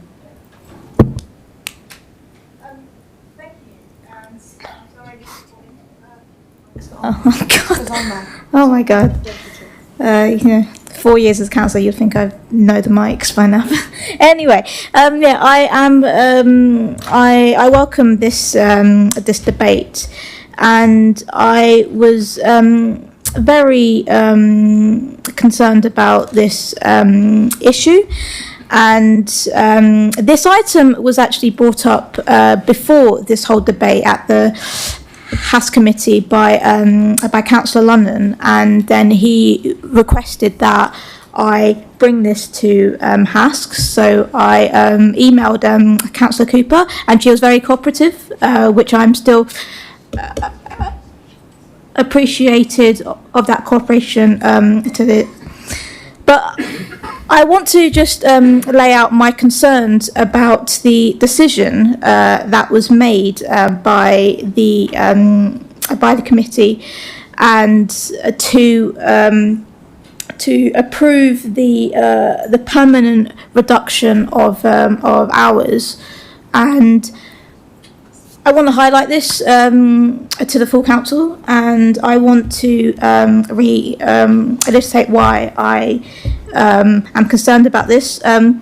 First of all, such a large town like Crawley with a growing population, the reduction of services is not significant to meet our town's needs, which is why I support, and I'm sure I speak on behalf of the Labour group when I say that we all support the reintroduction of the 24-hour service. When I was reading the report that was brought to HASC, the most interesting detail of the report was that the attendance of the Surrey service actually grew. It wasn't by a massive amount, it was by 3 or 4%, but bear in mind that was the first year of this being introduced. So I am very concerned about the overall pressures that this will have on other areas in West Sussex. And I'm also concerned about the only service we have that does this sort of service being Surrey. It is a long travel and a long commute from Crawley. Public transport is quite difficult to get there, and by car it's roughly 30 or 40 minutes, depending on traffic. And I have personally done both the journeys when I was younger by bus, but now as a qualified driver by car, and it is quite difficult. And I think that this is actually very concerning. And I think this overall just speaks for the town when I say that the provision here is definitely lacking. And I think that I want to draw the attention of this, and I think this needs to be debated, and I would definitely support the reintroduction of the 24-hour service, because I think that that's the correct thing for Crawley, and I'm very concerned about this. At HASC, I was one of 3 Crawley councillors who supported the... 1 minute remaining. So I was one of the 3 councillors who supported this. Me, Councillor Pudoff, and Councillor Ali had most of the same arguments on this, and I understand that they are both campaigning on this issue too. So I want to reiterate my support for the reintroduction of 24 hours, and I think I speak on behalf of the Labour group on this, and I know that this really needs to have more attention on it. Thank you. Thank you. Councillor Pritchard.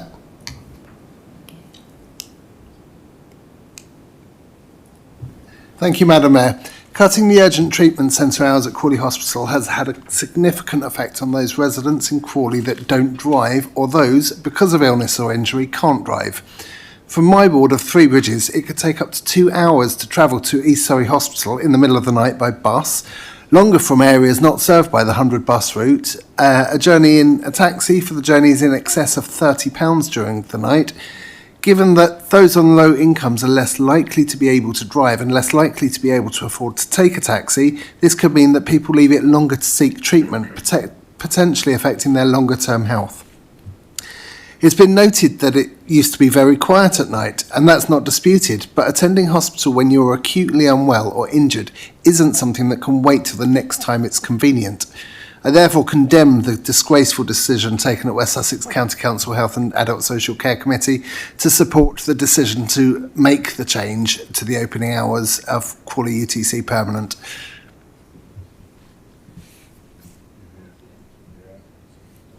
As we do not have any further speakers, Councillor Jones.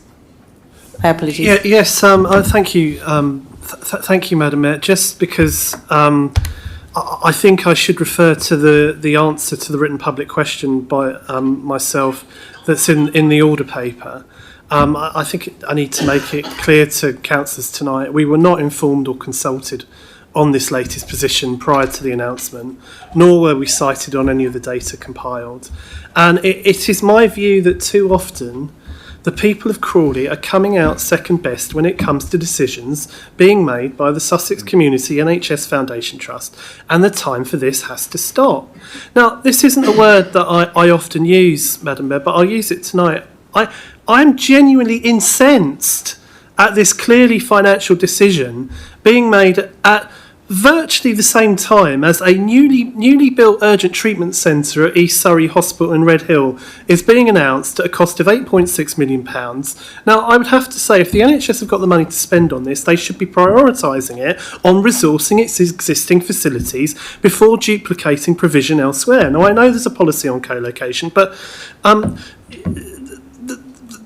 to do this, the almost concurrent announcement to deal, and they say they need to do it because they need to deal with the extra pressures, is one of the most tone-deaf announcements I've heard in my experience of dealing with the public sector, and that's saying something. You know, apparently there's enough money to spend on a new extension there that won't be ready until late 2027, but not enough to restore a service far more convenient to the public in Crawley, as well as giving much-needed peace of mind. It's beyond a joke. And while I acknowledge the diagnostic centre improvements recently undertaken at Crawley Hospital, that was done precisely because of the recognition of the high number of Crawley-based residents that were missing their appointments at East Surrey because they couldn't get there for one reason or another. To say this is not joined up thinking is an understatement. And, you know, like with too much of the NHS in the past 10 years, it looks like it's more about the convenience of the administrators and not about the patients, and I think that's very sad. And although I think it's starting to swing back, that pendulum needs to start swinging back in the other direction a lot more quickly. So to this end, I've written a letter to the chair of the Sussex Partnership NHS Foundation Trust requesting an urgent meeting and an invitation, Madam Mayor, to join me on a journey from Crawley to access services at East Surrey Hospital by public transport, so he can experience the joy with me of of the constraints of that, and I will keep members updated on his response. The final thing I'd like to do is I'd like to express dismay at HASC, at the Health and Adult Social Care Committee. Like too much at West Sussex County Council, they have taken what they were told at face value rather than listen to genuine local councillors' concerns on this, and as a result, they have chosen to support something which, all right, it might not affect their areas, but it affects ours. And I'm as I said, I'm really incensed about this. I think it's the wrong thing to have done, and it also seems to me that there are assumptions here that simply are untrue. We know from our own residents the difficulties they have getting up to mid Sussex, and it costs money as well. Sorry, not mid Sussex, Surrey, and it costs money. And the answer you get, anyone who lives in Sussex can get free buses from Metrobus to Haywards Heath or Brighton. Well, Madam Mayor, can I invite you to try and get a bus to Haywards Heath or Brighton after about 9 o'clock at night in this borough? You will have a lot of trouble. As I say, we're pursuing it, but I hope members could also say through their own channels and their own networks that they do not care for this decision at all. It's the wrong one. Thank you. Absolutely. Rana. Yes, I just want to add something. Today, I took my son to Surrey Hospital. He's on crutches, and he's not able to walk, and it's very painful. On the way to the Surrey Hospital, there's so much traffic there. There's potholes, there's roadworks, there are diversions. So it's so difficult getting there. When should be only about half an hour journey, even less than half an hour journey, it takes you more than 1 hour, and then so much traffic. So of course we should have our services restored at Crawley Hospital. I mean, I hope they listen to us, because most of our services, sometimes I had a hospital appointment and I had to go all the way to Kingston, when I should really be going to Crawley Hospital and going all the way to Kingston. So, I mean, I hope West Sussex listen to us and restore the hospital and give our proper services back. Thank you. As the meeting has not been completed within the further 30 minutes extension, I will put it to vote as to whether the council wishes to continue for a further 30 minutes. Can I have a show of hands of all those in favour of extending?